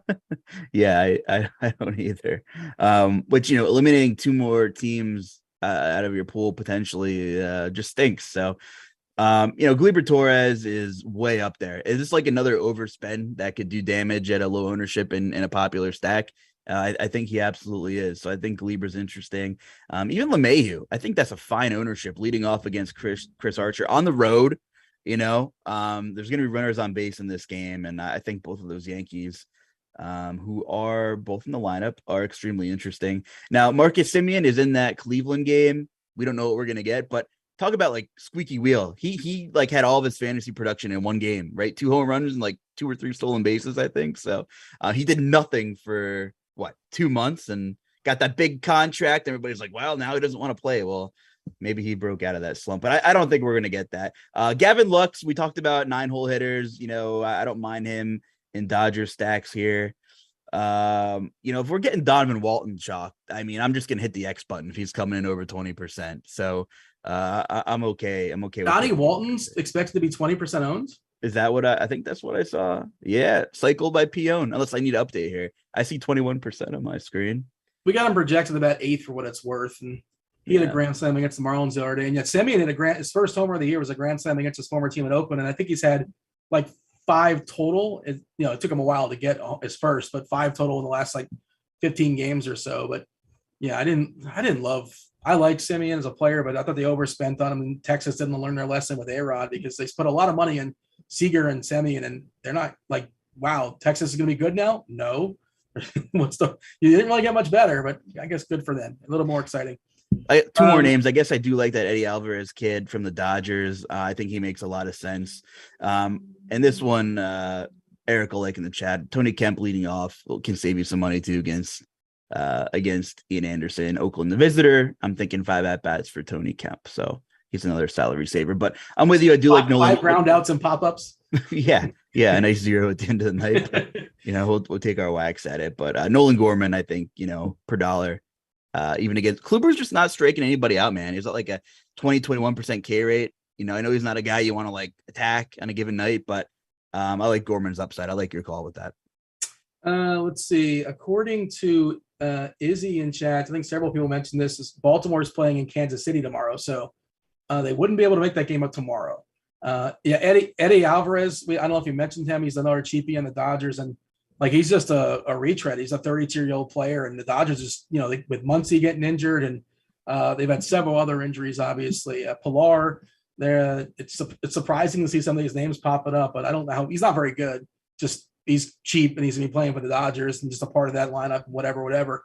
I'm not saying you can't do it, but not excited to roster him. Obviously, you ever been to Baltimore? It's a nice ballpark. They're talking about the Baltimore ballpark there in chat. You ever been to Camden? Yeah, super nice. I don't know how many stadiums do this, but they let you, well, at least the last time I was there, let you bring in food. So if you go and just like if you're bringing a big family, who's the guy with the super sperm, bringing the kids to the ballpark, bring in some sandwiches or something. So that's kind of cool. Jerseys. Fun ballpark though. Really nice. Cool area by the marina. A lot of stuff to do down there. Yeah, I remember walking up to the ballpark. Like, people like they sell a variety of things. Sometimes they're selling crab cakes, like like homemade crab cakes, which I thought, this is nice. This seems very Baltimore. All right, let's talk about the hot corner, third base. Who you like? Yeah, I think Devers is a fantastic play, and Austin Riley. I know I'm rattling off high-end guys who are good at baseball, but I think they make a lot of sense, and none of them are projected to be straight chalk. I mentioned LeMahieu; he's multi-position eligible. Let's see. Other than that, is there anybody cheap that I'm looking at here? Well, not to interrupt you, but Roth just tweeted about the Baltimore. He's like pointing out, he's doing some radar stuff on his Twitter account. You guys should be following if you're not, at KevinRothWx. Cluster of storms firing just upstream of Baltimore is increasing the chances for a late start. Would say in general, I should have stopped it because now my feed is moving. Would say in general, a late start would in turn increase the chance they decide to call tonight and not play with a flood watch issued. So, and basically saying he's going to come on crunch time and give some more thought to that. Okay. But again, not optimism if they're late starting, but we'll see. Yeah, to me, third base looks like a spot I'm going to be paying up and probably having a condensed pool. Assuming Ramirez probably won't be in the fold. I mean, we'll have to get an update on the Cleveland game when Roth comes to crunch time. But, Devers, Riley, nobody will play Machado against Bassett. And, Machado's the guy that can break a slate any given day. So those guys and the Yankees are going to probably carry a bulk of my personal ownership here at third base. I saw TJ in chat talking about if y'all like the Spidey Mob, you want to get the Spidey Mob. It's been hot. Spider-Man's been good. I'm not sure where we're at as far as likes. If we hit 75, he would drop it. I've not seen him drop any Spidey Bomb, so I presume we're not at 75 likes, which is egregious. It's insulting. I don't want to sit here and grovel, but come on.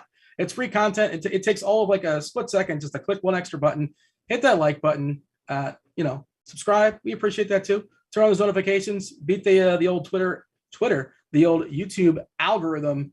Just smash, caress, tap, whatever word of choice works for you. Hit that the old like button for the people. Try to see what we have as far as third base. If there's anything that you missed. Did you say J-Ram? Because he's another one. I'm probably, again, the weather thing, and I just think Dunning's good, so I'm probably not going to get there, and I'm not going to roster Cleveland. I said this last time Dunning faced Cleveland, and I think J-Ram beat up the bullpen, which is egg on my face. Didn't see that coming. Yeah, I just I don't feel great about the weather there, and I mean if Roth feels fairly optimistic that they get the game into some capacity, I'm about the hitters, the Cleveland hitters a little bit, like the high end guys, like Richard. There aren't many, but basically Ramirez, of course, he wants some exposure to if that game's going to play. I do like. There we go. All right. Did we hit 75? Are we going to get the old Spidey Bomb? I presume that's going to be. There we go. 75's coming. Spider-Man's taking his nap. Got to wake him up. And he's going to fire off some of his at least one home run take for today. So who's the guy that I like? Yeah, Oscar Gonzalez is just 2K on DK. And again, I hate giving the qualifier, but again, Broker Meckert, if this gets the all clear as far as weather, Oscar Gonzalez looks like a pretty good punt at 2K. I don't really want to pick on Dunning, but at 2K, I'm happy to do so. He's got some power in that stick, batting fifth for Cleveland. Let's jump to shortstop. What do you have at shortstop tonight? Well, two noteworthy returns from injury. You mentioned Adames coming back. Aaron Nola, we know he strikes out a bunch of guys. He's prone to giving up a home run or two and still have, putting out a decent fantasy output unless it's like a grand slam and it gets ugly, but he usually pitches through that. So Adames is interesting for like large field tournaments. Carlos Correa is back tonight.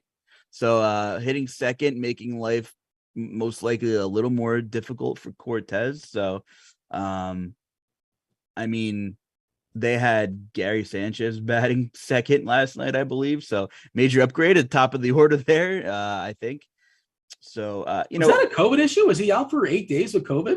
He allegedly had COVID, and yeah, he was out for quite some time. Okay. Yeah. That seems like, everybody reacts differently, obviously, but it seems like a longer period than most. We see guys step aside for several games, but he's not played since the 29th. Just, I don't know if he went in the IL and they just kind of, just to use a couple of, maybe they call up a guy or something like that. They just gave him an extra day, but just interesting, I suppose. And yeah, to my knowledge, that was just a COVID issue. So hopefully he's fine and good to go. First game back in about 10 days. Yeah, Bogarts and Swanson are my favorite plays here. Like Elvis Andrus quite a bit. That's kind of a joke for the chat, but not a ton here at shortstop. So I don't mind, having a couple of shares if you're putting 50 lineups, 100 lineups. I don't mind having a couple one-offs of Correa or Adames because we know what their power upside is here. So for me, I'm going to have a lot of Bogarts and a lot of Dansby Swanson. You know what? Eric's making a good point in chat. Assume he wasn't allowed to travel to Toronto. Well, so I don't know. I don't know what his COVID situation was, but if he wasn't vaccinated, he couldn't go to Toronto. And Minnesota did have like 3 relievers, and maybe he was also not available there too. So maybe that was it. Just interesting clarity, I suppose, to add to that as far as Correa. I'm looking at the ownership stuff here at shortstop on DK, and I gave it a refresh, and you weren't kidding about like Walton getting 17%. He's 2.5K, and we're also giving 16% to Crawford, and there's a pretty decent chance he doesn't play tonight. I wouldn't be surprised, and I wouldn't be surprised. I mean, he's 35 years old. He left. I think he left yesterday with, what did he have, like a hamstring or something like that? He had a body part, and give him an extra day. Sure, why not? We might see something goofy at the Giants again. That's why. Also, that they're on the West Coast, so that matters too. But we might see some lineups dropping like at 8:15 tonight, East Coast time. I'm going to give it a refresh and see if we've seen any lineups since. I believe we have not. I feel like Trey Turner is the only Dodger that's been consistently producing. Like, he's been really good. Anytime you can get Trey Turner sub 20%, I mean, you got to have some Trey Turner regardless. What is there like a? I'm just trying to do the good plays. Yeah, Turner, of course, you can always play Turner. And if this is not going to be a spend-up spot, okay. I'm okay with Vidal Brujan, another one like he's pick on Packy Naughton. He's 2.3K, and he's batting, 6th? He's a bit of a prospect there for Tampa. And if you just want to get in and out and cheap as possible, I don't know if this is a spend-up position necessarily. But like you said, you can certainly get spend up on Turner. Swanson, it's just, sure, you can play Swanson. I don't know if I want him as like my big spend at 5.2K. We used to play this guy as a punt when he was hitting 9th for 3K or something like that. I understand he's well positioned tonight, batting 2nd, but salary cap reasons, is that where I want my big spend? There's Elvis Andrus. You can always play Elvis. I heard he's good. Stott is 2.4K for Philadelphia. Shortstop's bad, isn't it? It's just a bad position today. It's bad. Shortstop, third base. I'm gonna be having a condensed pool and probably paying up at those spots. All right, let's jump to the outfield. We'll give out some homers, whatever's on the chat's mind as we yield to crunch time, which is coming in shortly. You got Chief Meteorologist Kevin Roth tell you what's going to go on weather-wise in Atlanta and Cleveland, anything else that may be lurking out there. You got Squirrel Patrol has been to 20 live finals. He's smelling the roses. He's been on some vacations if you follow his Twitter account and having himself a good time. And then you got Dave Potts, 2-time millionaire winner, giving his thoughts as well, taking you guys straight up to lock. Talk to me about outfield. Who are you prioritizing? Let's see here. In terms of the spend ups, does it go without saying to have Aaron Judge exposure? I mean, the guy's a freak. I think Giancarlo, I like a lot. Like, I might go twice the field on him. I like Stanton in this spot quite a bit here. I like Kiki Hernandez. I think I'm going to end up with more Boston than I initially anticipated with the potential rainouts and weather issues. I think, Boston will probably make up more of my player pool than I thought 2 hours ago. So I like Stanton quite a bit. He might be my home run call. I don't have a Spidey bomb or anything. I need I need a clever phrase. What can I call my home run call? A Luch laser. Did I miss TJ's Spidey's call in the chat? I feel like I don't think we saw it yet. I'm watching the show, but I'm told we had 75 likes. TJ didn't like make any false promises. I know he wouldn't do that. He didn't just say, "I'll give us 75 and then dip out on us." But I assume, they're asking now. The Prince is where's the Spidey bomb? We're 12 away from 100, but my UCF math tells me that's 88, which 88 is higher than 75. So what up, Spider-Man? Give us some dongs. Duvall was scratched yesterday. They're asking about why we scratched yesterday. I can't remember. Oh yeah, he had triceps. He forgot he had triceps. So Yeah, so I guess it flared up or whatever. Who knows what's going on there? But he's been horrendous this season for what it's worth. Another way to be different on that Atlanta stack. In theory, he still has some power in that bat. And TJ apparently is cooking up a play. Him and Spider-Man are that they're discussing it right now, I suppose. Acuna, just like Judge, Acuna is really good. Oh yeah, you know what? We didn't talk about the Phillies. Talk about the Phillies yesterday, and we talked about going all in or going all out. And I was like, I don't want to pick in that bullpen. And of course, that bullpen, Hader gave up 2 homers in the ninth. Of course he did, right? Yeah. Of course he did. What do you think of the Phillies in general? And Harper, for sure, is a good play. Yeah, I don't mind one-off power bats. I'm not stacking against Hauser in that bullpen. Hauser's one of the best ground ball pitchers, in the league. So I don't mind some of the power bats. If I do remember correctly, Harper does hit sinkers really well. Some guys just can't hit a sinker and the ball goes in the ground. I do like Harper, but I'm not full stacking Philly. But I do like singling out some of their bats there. It's worth noting Tyler O'Neill came back yesterday and got 2 hits. Pretty cheap. Of course, Kluber is a completely average matchup at this point. 2.7 on Fanduel is a really good price. Oh yeah, I am looking on Fanduel. Yeah, 2.7 on Fanduel. Is nobody really playing Ozuna on Fanduel? Do we see He's a less 7th? So probably not a lot. I mean, there's ways to get different with a team total that's almost 6. You talk about William Contreras, you talk about Ozuna. These are guys with power that aren't going to be owned. So I think Ozuna is super interesting. I mean, I know he's in Duvall. The bottom of this order is as intriguing to me as the top of 2/3 of this slate. I feel like there's real power down there that could break a slate open. So Harris is a speed combination as well. He's super cheap. I know he's been disappointing so far, but I had a good share of him yesterday, and he hit a couple lasers just to the wrong spot. But he's a guy that can get loose if hit it in the gap. He can get himself a triple as well. And I have no idea. There's no way of saying what we're going to get out of Jared Koenig.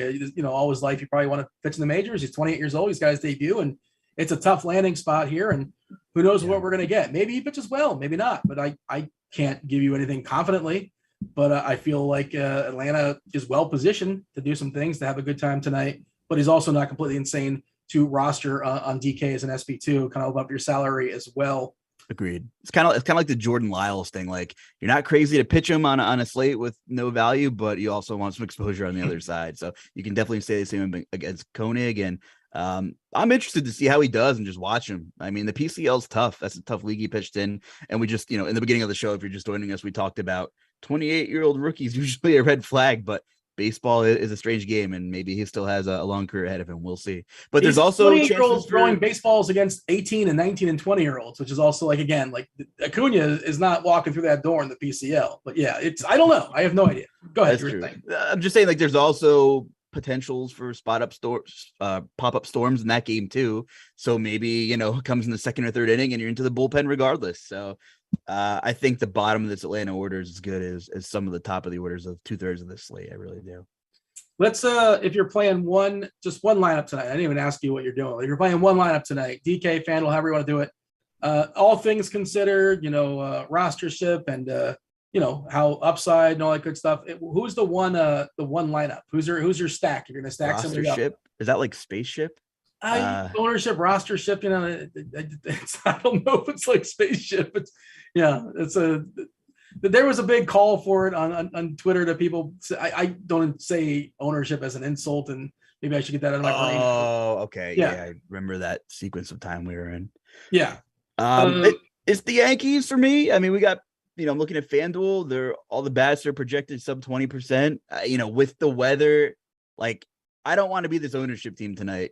Best of luck to you guys, factoring in all, what the public's really going to do with all these coin flips and the potential weather. But I think all things considered, it's the Yankees for me. There's no egregious projected ownership as of right now. Really healthy team total. Chris Archer is super wild. They're the visitors, they get that extra at bat in the 9th. And as much as I like Judge every night, I Stanton's my home run call. I like Giancarlo a lot tonight. And at some of those positions where there's not a lot, slim pickings, LeMahieu plays 3 positions, including second and third, and Torres is also second eligible. So I think the Yankees make a lot of sense tonight. Can we petition the Yankees anytime Cortez is pitching? You have to have Carpenter in the lineup as well, like the power of the mustache. Like, honestly, in like Carpenter against Archer, I was excited. I was like, oh, I'll play some Carpenter. And then the Yankees have gotten healthier, a little bit healthier, so he's not been in the lineup as much of late. But yeah, kind of bummed. I wanted a mustache power lineup, but that's unfortunately not on the table. What do you think of the Padres? What do you think of the Padres? Yeah, we haven't really talked. We kind of mentioned them in passing. They're playing baseball against Bassett, who's pretty good. And Padres, thoughts? I think Machado at sub 5% is worthy of some shares for sure. I don't see myself stacking the Padres at all, but Machado and Cronenworth will definitely be in my pool, especially since second base and third base is pretty ugly. Kessfan says, all the experts I've watched all day stack the Phillies. Now, Luch says no, so I don't know what to do. Are you saying you can't stack the Phillies? You didn't say that, did you? I mean, I'm not stacking the Phillies, but I one-offs I think are fine because there's power everywhere in this lineup. I don't really like stacking against ground ball pitchers. Really, I don't know. It's just not. Hauser's not bad. He's just not a fantasy pitcher. He's a good real life pitcher who keeps the ball on the ground for the most part. So yeah, I mean, I'll have Schwarber and I'll have Harper when I'm not running, a 4-4 and a 5-3. Those guys are going to pop up in my builds alone, or yeah, most likely alone. Yeah, Cass fan, I presume you're an adult. You can make your own. I mean, look, fire them off if that's who you want. Play Philly, and Philly's fine. Like you can absolutely play Philadelphia tonight. I mean, super talented. I mean, who am I to say Hauser's not going to have the worst game of the season and the Phillies put up a 10 spot? That's fine. But I'm not like full stacking them, but I'll have their power bats. Let's go ahead and bring in the Crunch Time crew. We got Dave Potts. We got Squirrel Patrol. We got Kevin Roth. Roth, man, dude, the pressure. It's been a pressure-filled week for you. The people want to know what's going on in Baltimore. They want to know what's going on in Cleveland. How are things with you? Are you okay? Good, man. I felt good about how things went last night with Pittsburgh getting a late start and play, and I feel pretty good about what's happening tonight. So yeah, I feel good. All right. Should I go ahead and ask, or should I just step aside and let you knock it out as far as what's going on in those ballparks? I was hoping we could just shoot the shit for a little bit and not just throw me right into the fire. What do you want to talk about? What do you want to shoot shit about? Did you catch Top Gun yet? I know that you were not excited to see it, but you should see it. So have you seen it yet? No, I mean, I haven't left the house since it's like the theaters, I don't think, but I mean, I'll see it one of these days, and I'm sure it's a much better experience on IMAX. And I didn't mean to poo-poo all over it, and I'm sure my take was bad. Like, I know your take is horrible. Dude, it was awful. Yeah. If you can get here in an hour and a half, we're going at 7 again tonight. So you're welcome to join us. Yes. I saw in your article you said you're going to be going back. Is it round 2, round 3? What number is it? This is just round 2. So, or you can come up for round 3 probably this weekend. Whatever you want to do. Did you find an IMAX? I know you're looking for an IMAX. No, so that's what I'm going to need to wait for the weekend for. I did find an IMAX, but not close enough to go on a weekday. But that will be coming up actually next weekend. How far are you willing to go? How much of an upgrade is an IMAX? Is it when you go an hour? How far are you willing to travel? I'm willing to go to Atlanta, which is like 2 hours. Oh man, I love it. Respect, man. That's yeah. I mean, you gotta do what you gotta do. Is Squirrel here? Has Squirrel seen Top Gun? I know you've been traveling all around the world. You probably have no time for such things, but Squirrel, are you a big fan? He was probably in it. So yeah, we're supposed to see Top Gun 2 this weekend. My wife got a babysitter. I have never seen Top Gun the original. It's that movie for me where I've never seen and I don't even know the plot. Have you seen Jurassic Park? Have you heard of Jurassic Park? Jurassic Park. Okay. Like, multiple times. But just wondering. Like Top Gun's a movie I'm sure I would enjoy, and you would love it. It's shocking to me that I haven't seen it. But yeah, so we're gonna try to actually squeeze that movie in before the weekend, and then I'm just gonna see Top Gun 2. So I'll have an subjective take on which one was better.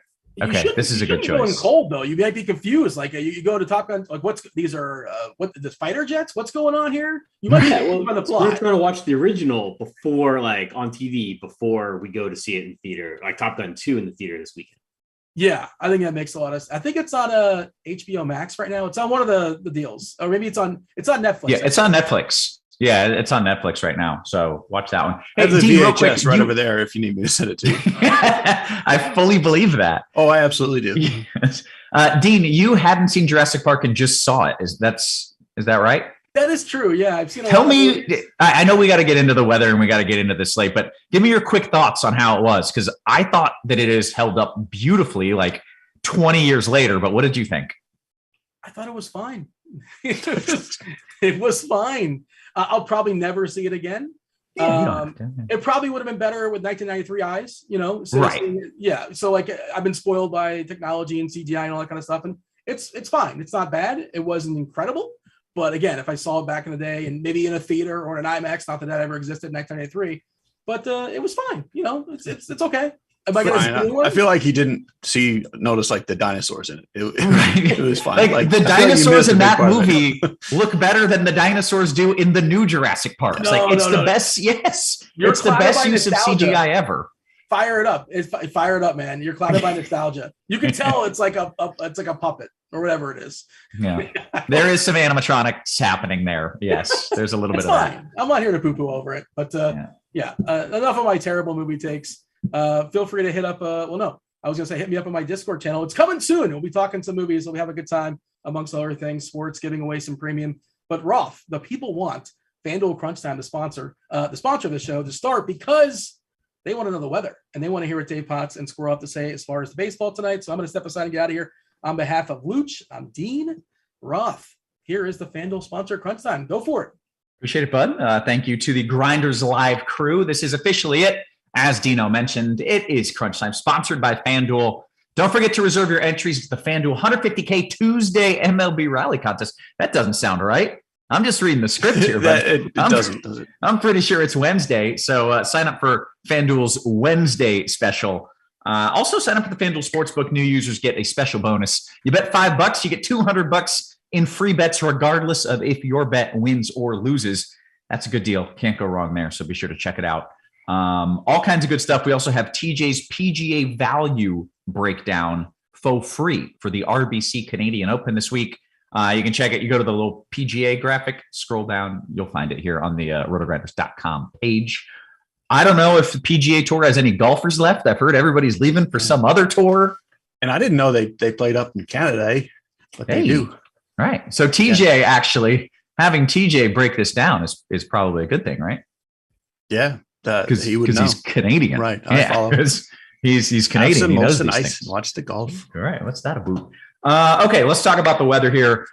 We'll start with what I feel pretty good about, and that's Cincinnati, where it just reminds me everything of Pittsburgh last night. That's the early slate anyway. I mean, tell us, but that's not on the main slate.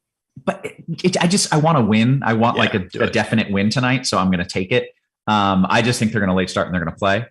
And I feel pretty good about that. Give it 60, 90 minutes and they're going to play and it's going to be fine.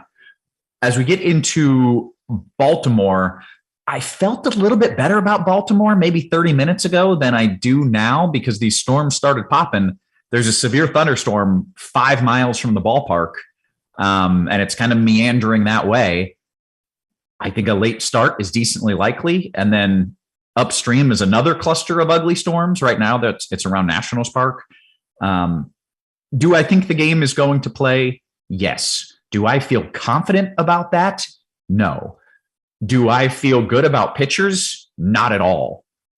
So that's where I'm at on this. I think it's a absolutely fine tournament play, even pitchers, because assuming we get a late start, then okay, I'll feel a little bit better about pitchers. In cash games, there's no way I'm playing pitchers, and I think that even hitters carry some risk. I mean, you get one of these severe thunderstorms over the ballpark, that could be it. Like, that's it.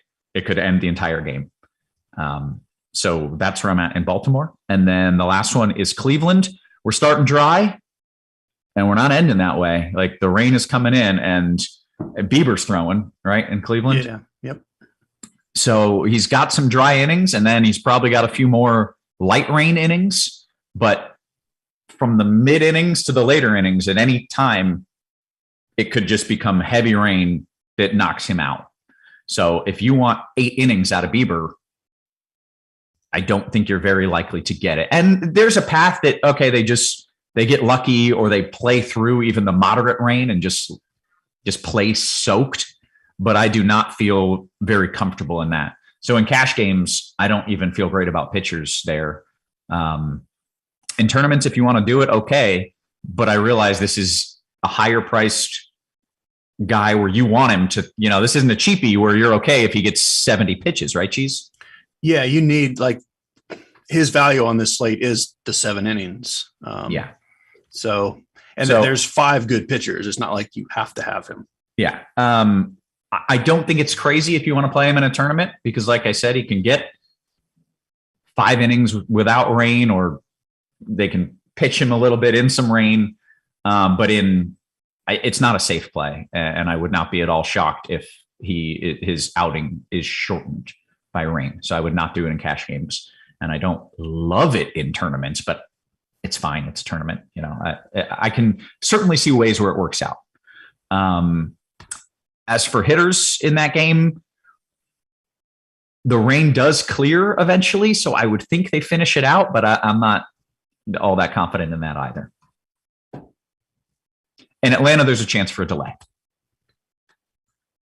Any known quantity on time, or is that just random pop-ups in Atlanta? I would think it'd be pretty quick. There's a line that's moving through, and to be clear, every single forecast model has this first line passing just north of Atlanta. So the likely outcome is first line moves through early to mid game. It misses the ballpark north. Second line moves in at 11 p.m. Nobody cares because the game's already over. That's the most likely outcome in Atlanta.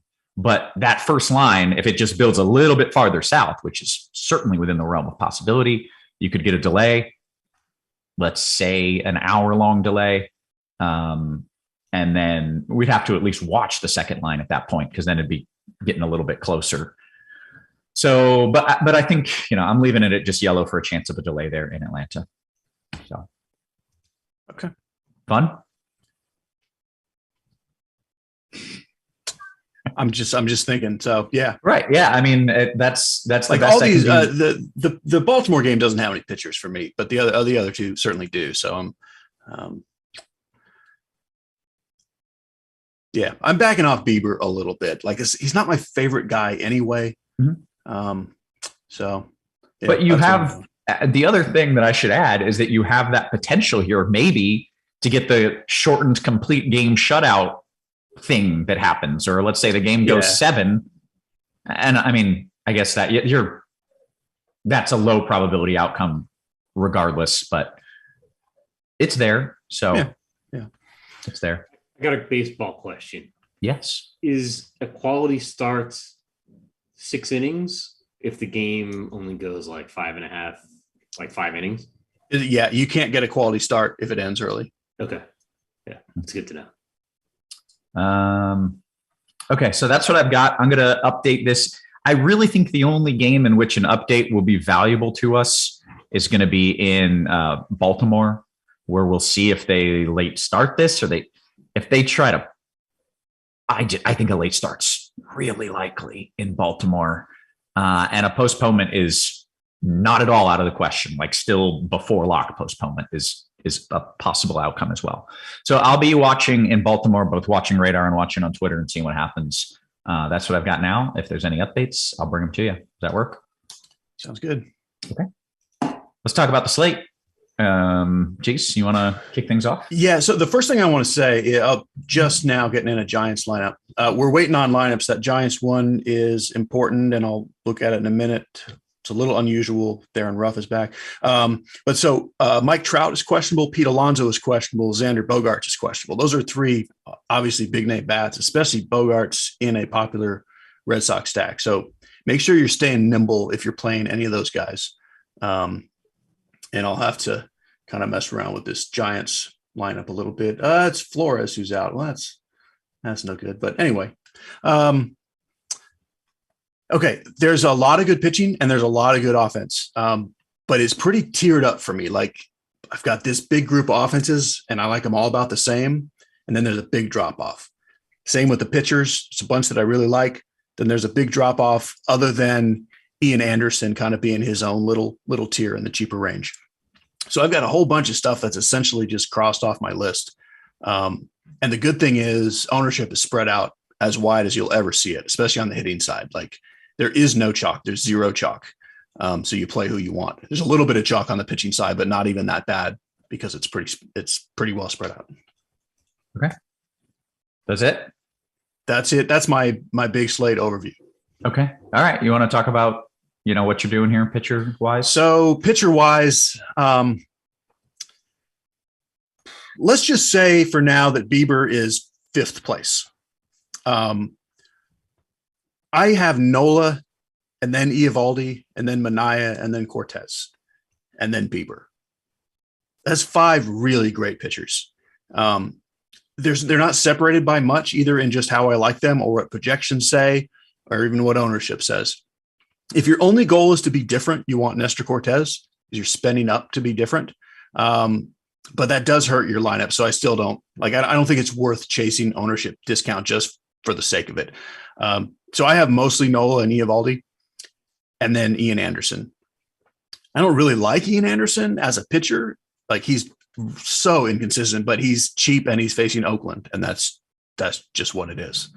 And I'm also going to say, I think probably the most popular stack is the Braves, and I'm absolutely playing the pitcher against them. I don't feel like it's likely to work out, but he's cheap and he might be good. This is his first career start. He's tremendous in AAA, whoop-de-doo, but I do like the Braves. I like him as well, Jared Koenig.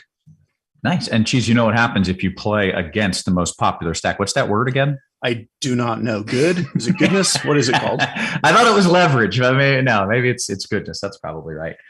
Okay. Any other pitchers you want to mention here? Absolutely not. Okay, great. Then Squirrel, let's talk about your favorite pitchers here. What are you doing?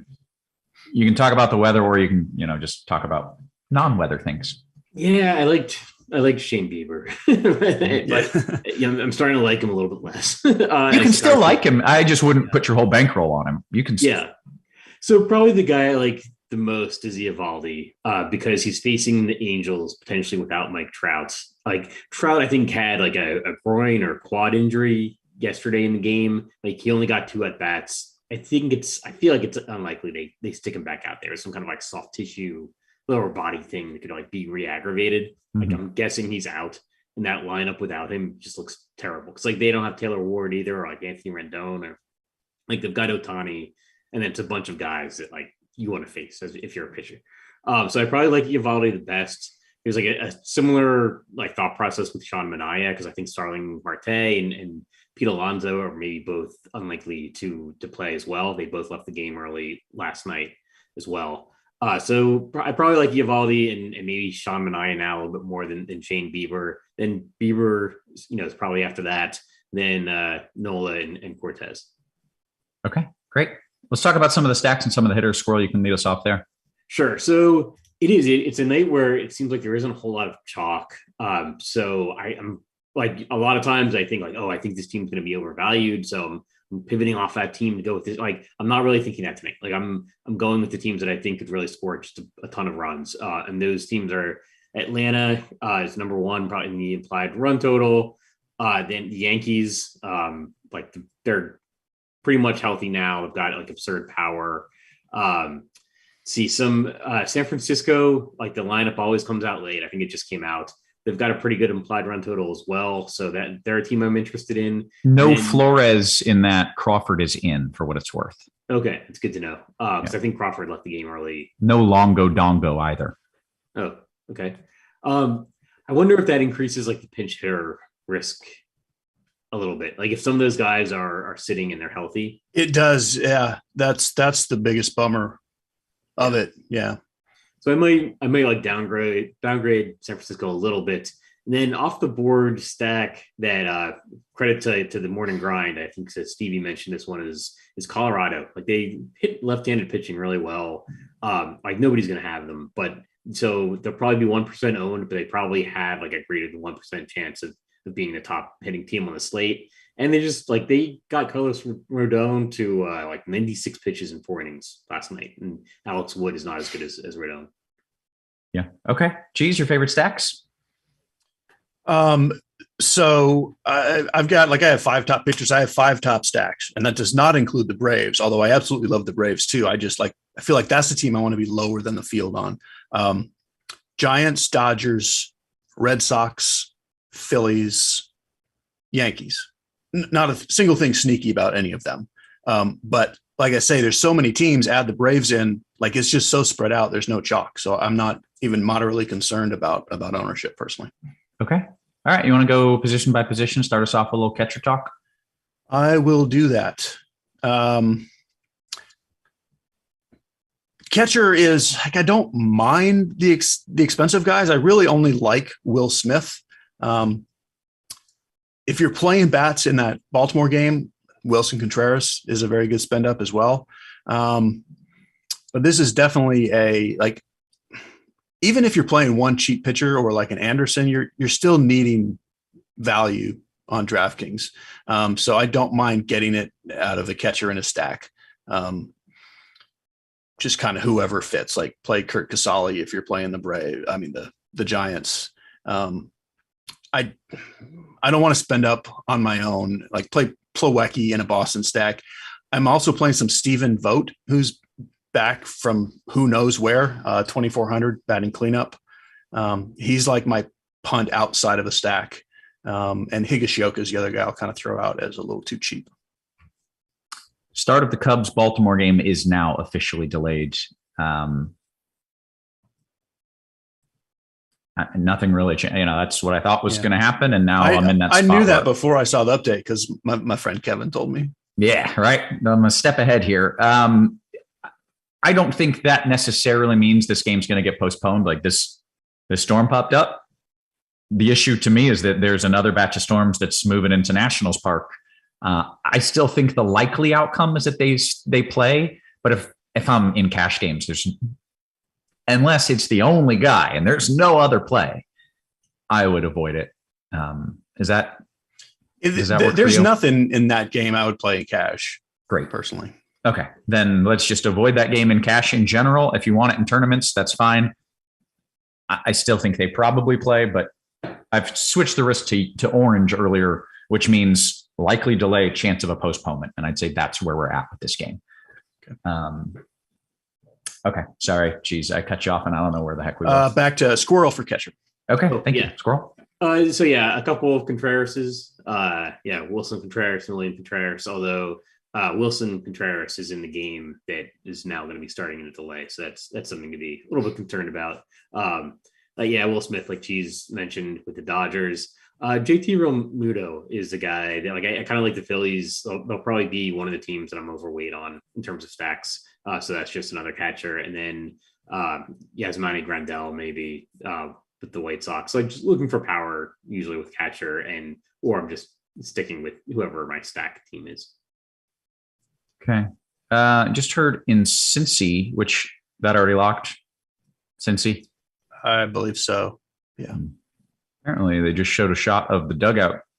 The guys in the dugout carrying all the equipment, or the bullpen guys carrying all the equipment into the dugout, which would not be a great sign. But boy, can't they just wait an hour? Why wouldn't they just wait an hour? I don't know. Okay, let's go to first base. Squirrel, what do you like? Sure. So Anthony Rizzo, the Yankees stack, Matt Olson with the Braves stack, Luke Voigt is a one-off with San Diego. I think he's somebody going to be over the field on.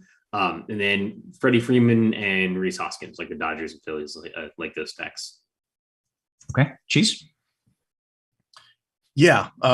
He named the best players, which is probably the thing to do. So a FanDuel specifically, like Rizzo and Freeman are a lot easier to get than they are on DraftKings. I think you should play them on FanDuel.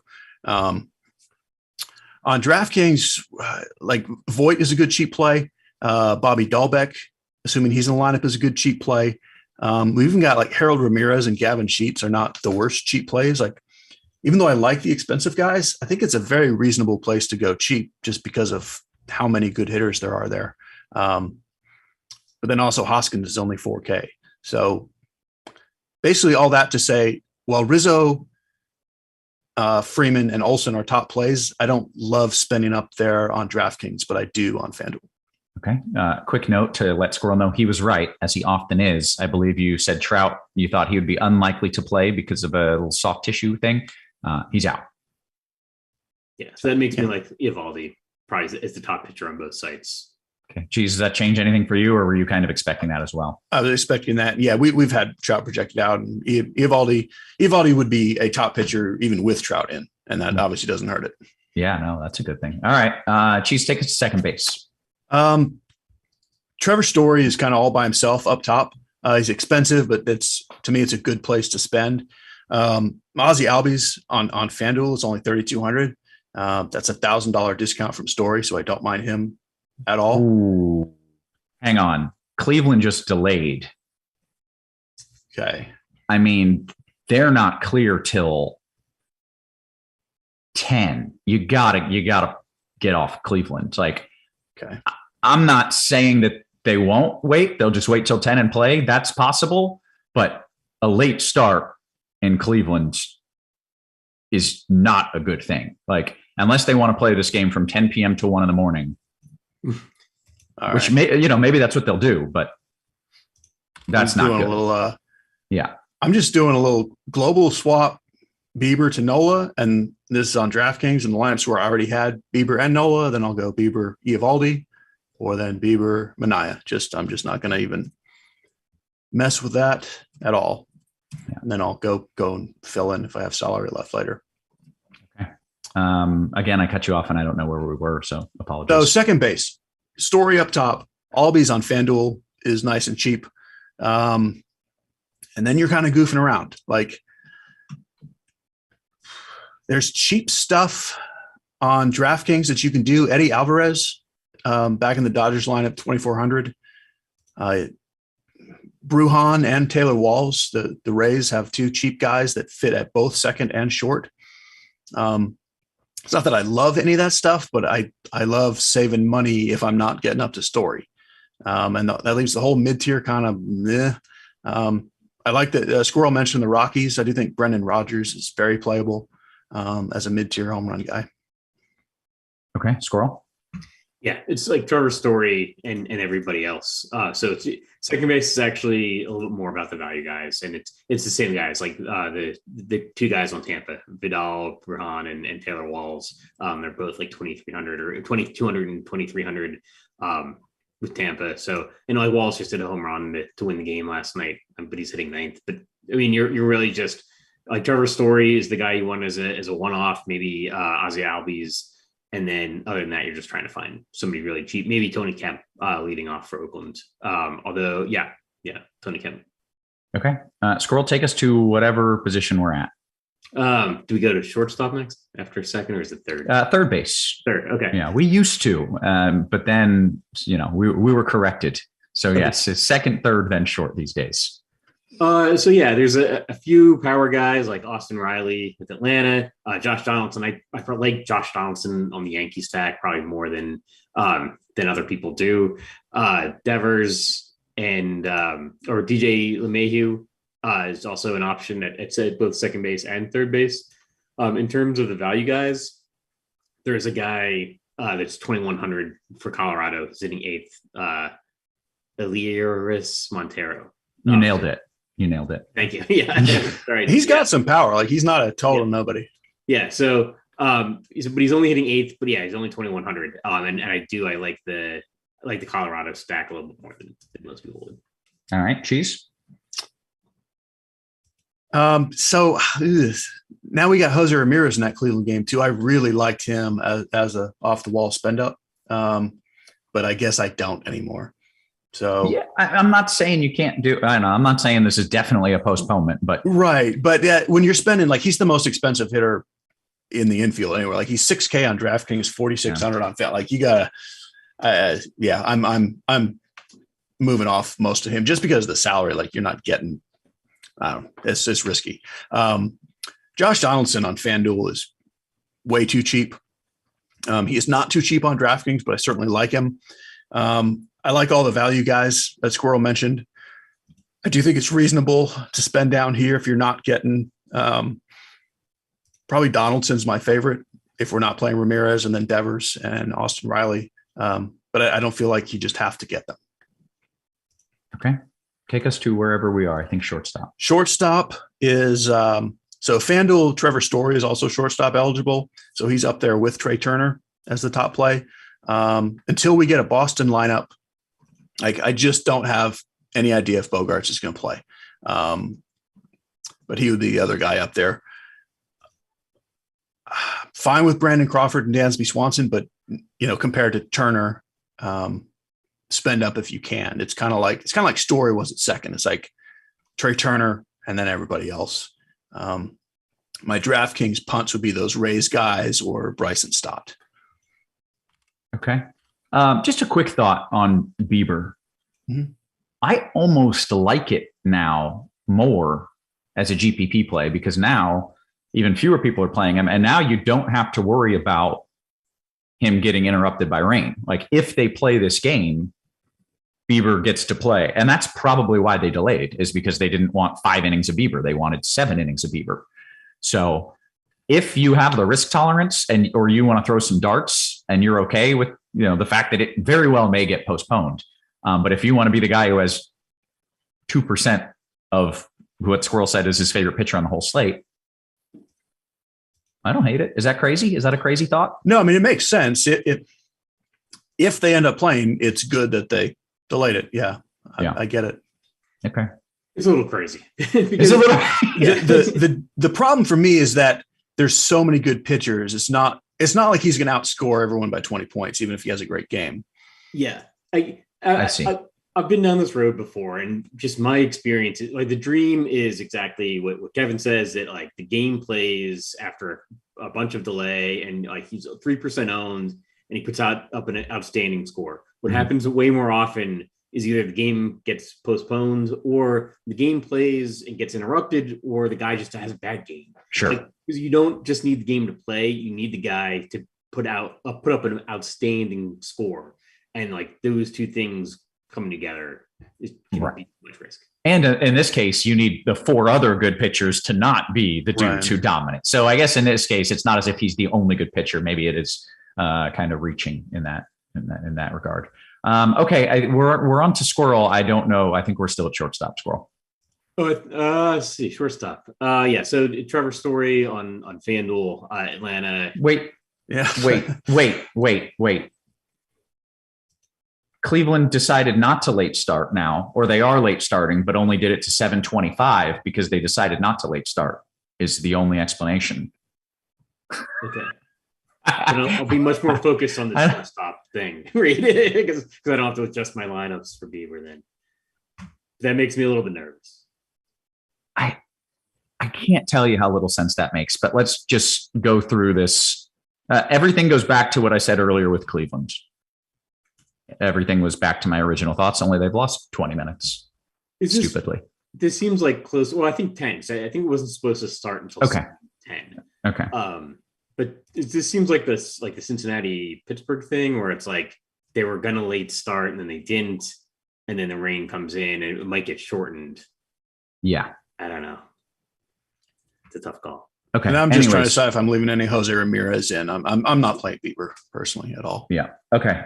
So let's get back to wherever we were. We got to finish positions before lock here. Yeah, that was short. I don't know if Squirrels talked about shortstop. Yeah. So Trey Turner, Trevor Story on FanDuel, Trey Turner on both FanDuel and DraftKings, Dansby Swanson with Atlanta, and then see value guys, the 2 Tampa guys that I mentioned for second base on DraftKings, Brujan and Taylor Walls are both also shortstop eligible. And then going to the outfield. Yeah, please. So Oscar Gonzalez is really cheap on DraftKings, but he's in that Cleveland game. So you want to make sure like you're kind of aligning your lineups. You're thinking about the risk there if you're playing him. Maybe some Adubel Herrera as a really cheap guy, 2,100 on DraftKings. The expensive guys I really like are Acuna, Aaron Judge, Stanton, Cody Bellinger, good price on FanDuel, and then maybe the Phillies guys like Bryce Harper and Kyle Schwarber. Okay, Cheese. Yeah, I mean the spend ups are fantastic, and there's a lot of them. You got Judge Stanton, you got Acuna Matata. You got Betts, you got Schwarber, Harper, you got Jock and Yaz, you got JD Martinez. I mean, it's just fantastic. Officially, I like the Yankees guys and the Phillies guys the best. But it's all just fantastic. And then on DraftKings, Squirrel named a bunch of really good cheap stuff. And I agree, that's really good cheap stuff. So I'm basically just going high and low on DraftKings.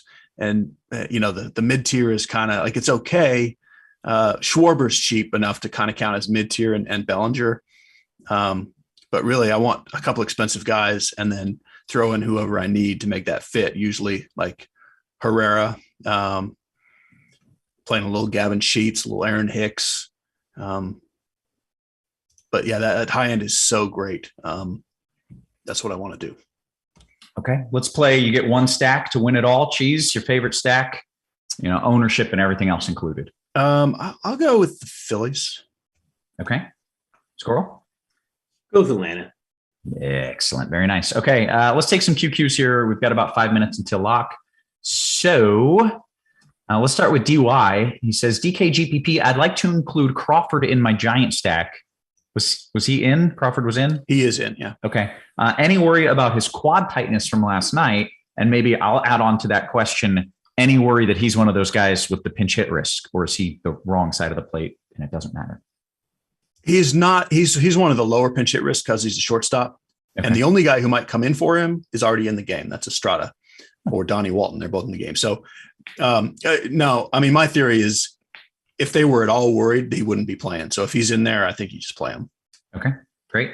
DY says, hey, Squirrel, I've got 3,200 left at third. What are the best choices? We got Miranda, Alvarez, Escobar, Berger, someone else entirely that is not mentioned. Is it FanDuel or DraftKings? So this is a DKGPP. My bad. I didn't specify. 3,000. So yeah, Miranda. 3,200. Eduardo Escobar. I think the Mets lineup might have just come out. Yeah, Escobar. Yeah. Great. Okay. Timmy Tebow says, Cheese, DK Cash, you like Duvall and Turner or Moncada and Belly? There's a lot of Turners. I'm going to assume he means Justin because that's another third baseman. If that's Justin, I would go Moncada Belly. Okay, good work. If for some reason it's Trey, I would go to the Trey side. Okay, great. More FanDuel Cash 2v2 Acuna. I'm doing it. He typed Acuna Matata, which got me to do it. Acuna and Schwarbs or Stanton Island and Harper Lee. I'd go with Acuna. Okay, great. It was indeed Justin. So your answer to that was the Moncada Belly, correct? Yes. Okay, great. Matt Hack says, no Alonso and Marte for the Mets. Does that push Manaea? I can never pronounce that dude's name. Manaea. Over. I'm still Manaea over Nola. No Alonso and Marte. Does that push Manaea over Nola? I think it does, but it's really close. Yeah, all these guys are so close. Like, I'll just say, we've been assuming those two guys are out all day, so it hasn't really changed anything. That's good to know. To me, no, it doesn't push him ahead of him, but you could say that it does. I mean, this is an absolute coin toss of two great pitchers. Okay. I mean, can we talk about real quick that Cleveland was like, we'll just late start it until the storm clears, and then they're like, no, wait, we can't. Then they late started it for 10 minutes and then decided that was a terrible idea, which it was a terrible idea. But the weather decisions are just mind-boggling. They've costed their guy 10 or 15 minutes. It's just incredible. Probably that has to be moved around or something. Or they probably were bringing stuff in and then got to take it back out. I don't know. Yeah, I don't maybe know, it's just a preparation issue or something. Sure, but it just had to be because they thought they were going to late start and then decided against it. Anyways, DKGPP. New York, San Francisco stack, Judge, Estrada, or Donaldson Stanton?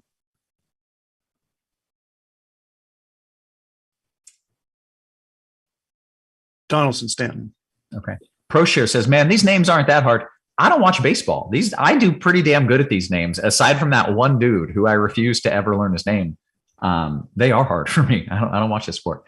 Cheese, can you rank your Dodgers bats in a stack on FanDuel, salary included? Yeah. So with salary included, either way, Trey Turner's at the top because of the position.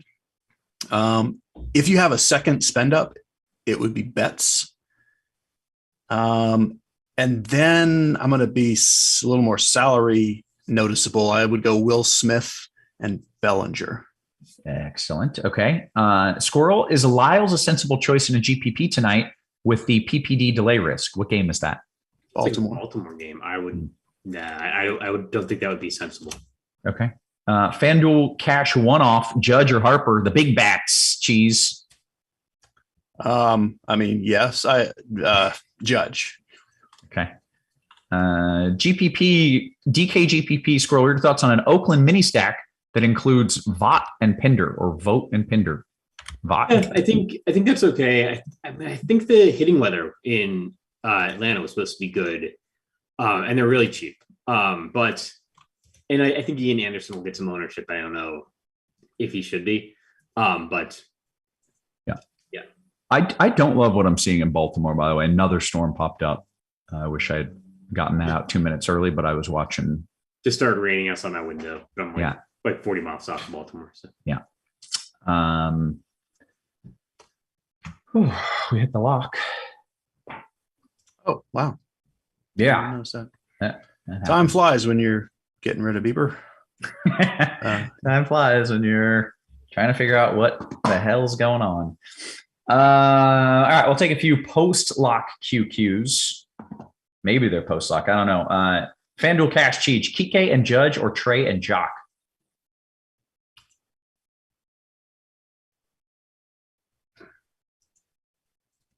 Trey and Jock. Okay.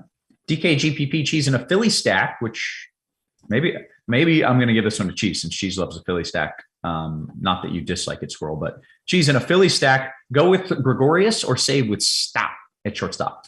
I have a lot more Stott because you can do a lot with that salary, and they're close enough to me. I mean, if you're just sitting on the money for some reason, sure, play Didi, but I would say lean towards Stott and spend that money elsewhere. Someone said best guesses as to when the rain hits Cleveland. I would say it starts raining in just a 30-minute loop. It starts raining in a little less than an hour or around an hour. It's light enough that they can play for a little bit, but I'm not convinced it stays light enough that they can play. So, and I don't know exactly when that transition is going to happen. I still think maybe mid to late innings is as far as they can go before it's like going. FanDuel Cash, geez, 3v3 for you. Judge Stanton Casty or JD Kike Story? I would judge Stanton Casty. J Sam's Cheese, you said, all right, another cheesy here. You said the Giants are your favorite stack. Well, you said the Phillies were, I think. I actually did change from the Giant. Early in the day, it was Giants. I am just enough concerned about all the pinch hit risk now. Like it definitely went up with all these guys in the lineup. Mm-hmm. But I still love them and I'm playing a lot. Okay. How would you rank players on the Giants on FanDuel with the current lineup and pinch hit risk now in mind? So J Sims is on it there. I guess I would play. So if you're not factoring pinch hit risk, Jock and Yaz are the two top plays. I would say Jock probably gets pinch hit for, but probably he gets 3 at bats anyway. And it could, he might not. Honestly, I would play them anyway and just eat the pinch hit risk and go Jock, Yaz, Ruff, Crawford. 2, 3, 4, 5. Okay, great. This is the most important question I've seen so far from MB. Post-lock nonsense question. Since Squirrel hasn't seen Top Gun, can he at least give us an ice cream take? If he doesn't like ice cream at all, we are revoking your tout status. That's what MB says. This is a good question, and I think we all agree. Yeah. So no pressure, but we need a good ice cream take from you. Yeah, I'm like a notorious ice cream fan. Like, good. My wife says I eat ice cream differently than I eat any other food. Like, As well, you should. I mean, you better. Yeah. Okay. Well, so then you've got some credence. You've got some, some built up rep here. What is it? What is your top flavor? It's really hard to like. I like the vanilla with like the chocolate, like the fudge and the caramel all like mixed, swirled together. Yeah, all in there. Yeah. How do you feel about Cold Stone? Do you have a Cold Stone where you are? Yeah, I used to like work next to a Cold Stone. I put on like 20 pounds. That would be the dream, man. I wish if I could work next to Cold Stone, I mean, there would be a Cold Stone right there. It would be amazing. Yeah. Okay. Someone just typed PPD and then didn't say anything about like where. By the way, this I could use a little more information than just those words.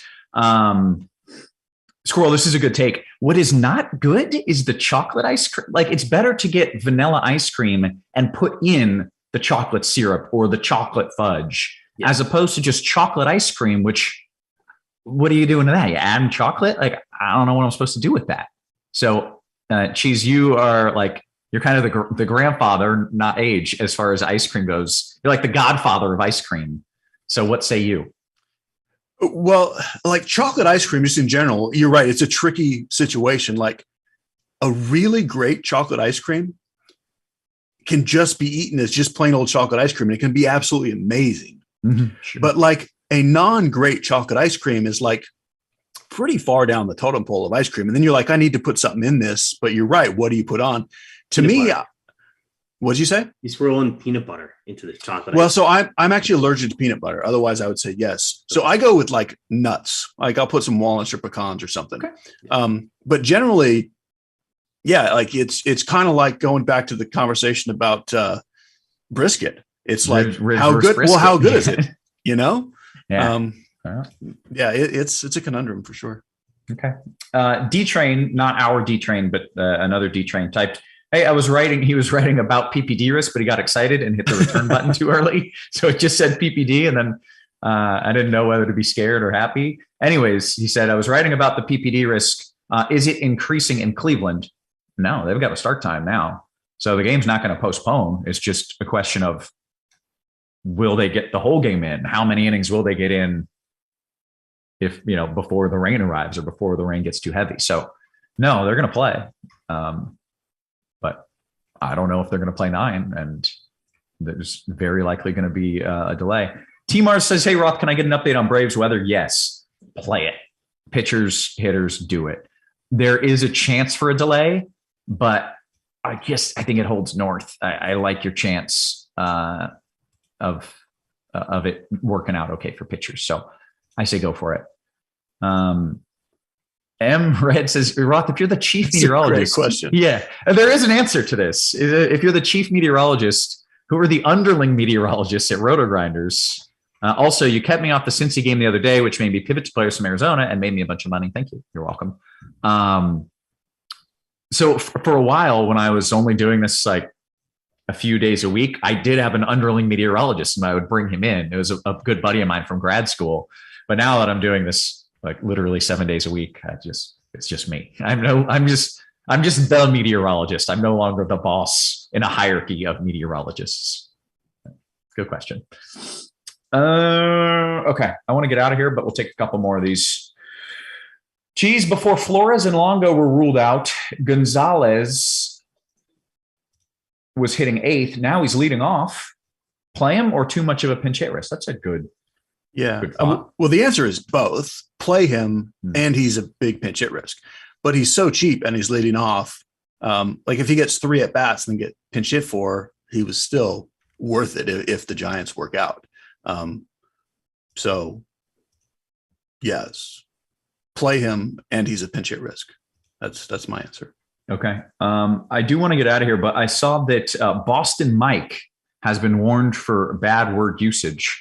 And I would like him to reword whatever he was saying with like less severe bad words, just so I can hear, like, is he going to say like F you, Roth? Or is he going to say like, I effing love you guys? I don't know, but I want him to rewrite whatever he was typing, just so I know like where he stands. So Boston Mike, if you're still watching, please reword that. I'd like to see what you had to say. Okay. Oh, 3 more questions. We'll get 3 more and then we'll get out of here. Okay. After lock and high dollar single entry 3MX needs to become sharper. Are you willing to become riskier with SPs to gain edge in PO? And I know PO and single entry is always higher, but it seems insanely high this season. Cheese, can you read that? Yeah, I totally understand the question. He's saying when you get into like a higher dollar single entry, the chalk pitcher who's 50% owned in a big field is like 85% owned this year. Like everyone's right on that, especially if there's like one standout ace. Like the ownership is through the roof in single entry and 3MAX. So, I mean, the answer totally depends on what is it that you're pivoting to? I mean, I know that's not a great answer because it's slate dependent.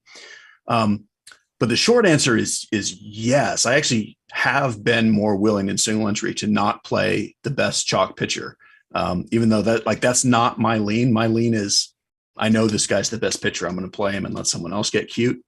But totally agree with what you're saying. Like the field is moving up even more than it used to be in that situation. So more than pivoting, I'm more looking in a different pricing tier most days. Like it's not so much if someone's clearly the best pitcher, I'm not necessarily going to spend the same amount of money for someone who's clearly worse. But I am more willing to just say, okay, I'm going to do a different build, go double mid tier, and skip the ace. That's smart. That smart. I learned a lot right there. I'm glad I took that question, even though it was a lot. Chinatown says, they're going to play in Cleveland, then stop it and call it, right? Not necessarily. They could delay. They could A, play through a downpour. That's not out of the question. Or they could B, delay and then finish it. I mean, that's certainly possible. But I think the big question is, will they still be playing when I get out of the Top Gun tonight? Yes. I'm going with yes. Yeah, I think it's likely. Okay, let's lightning around these, and then we got to get out of here. I got kids. I got kids to feed. Timmy Tebow, 3v3. Geez, Nola, Turner, Harper, or Mania, Devers, Kike.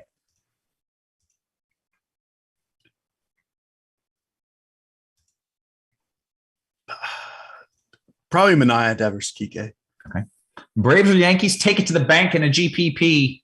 Squirrel, Braves were your favorite stack, right?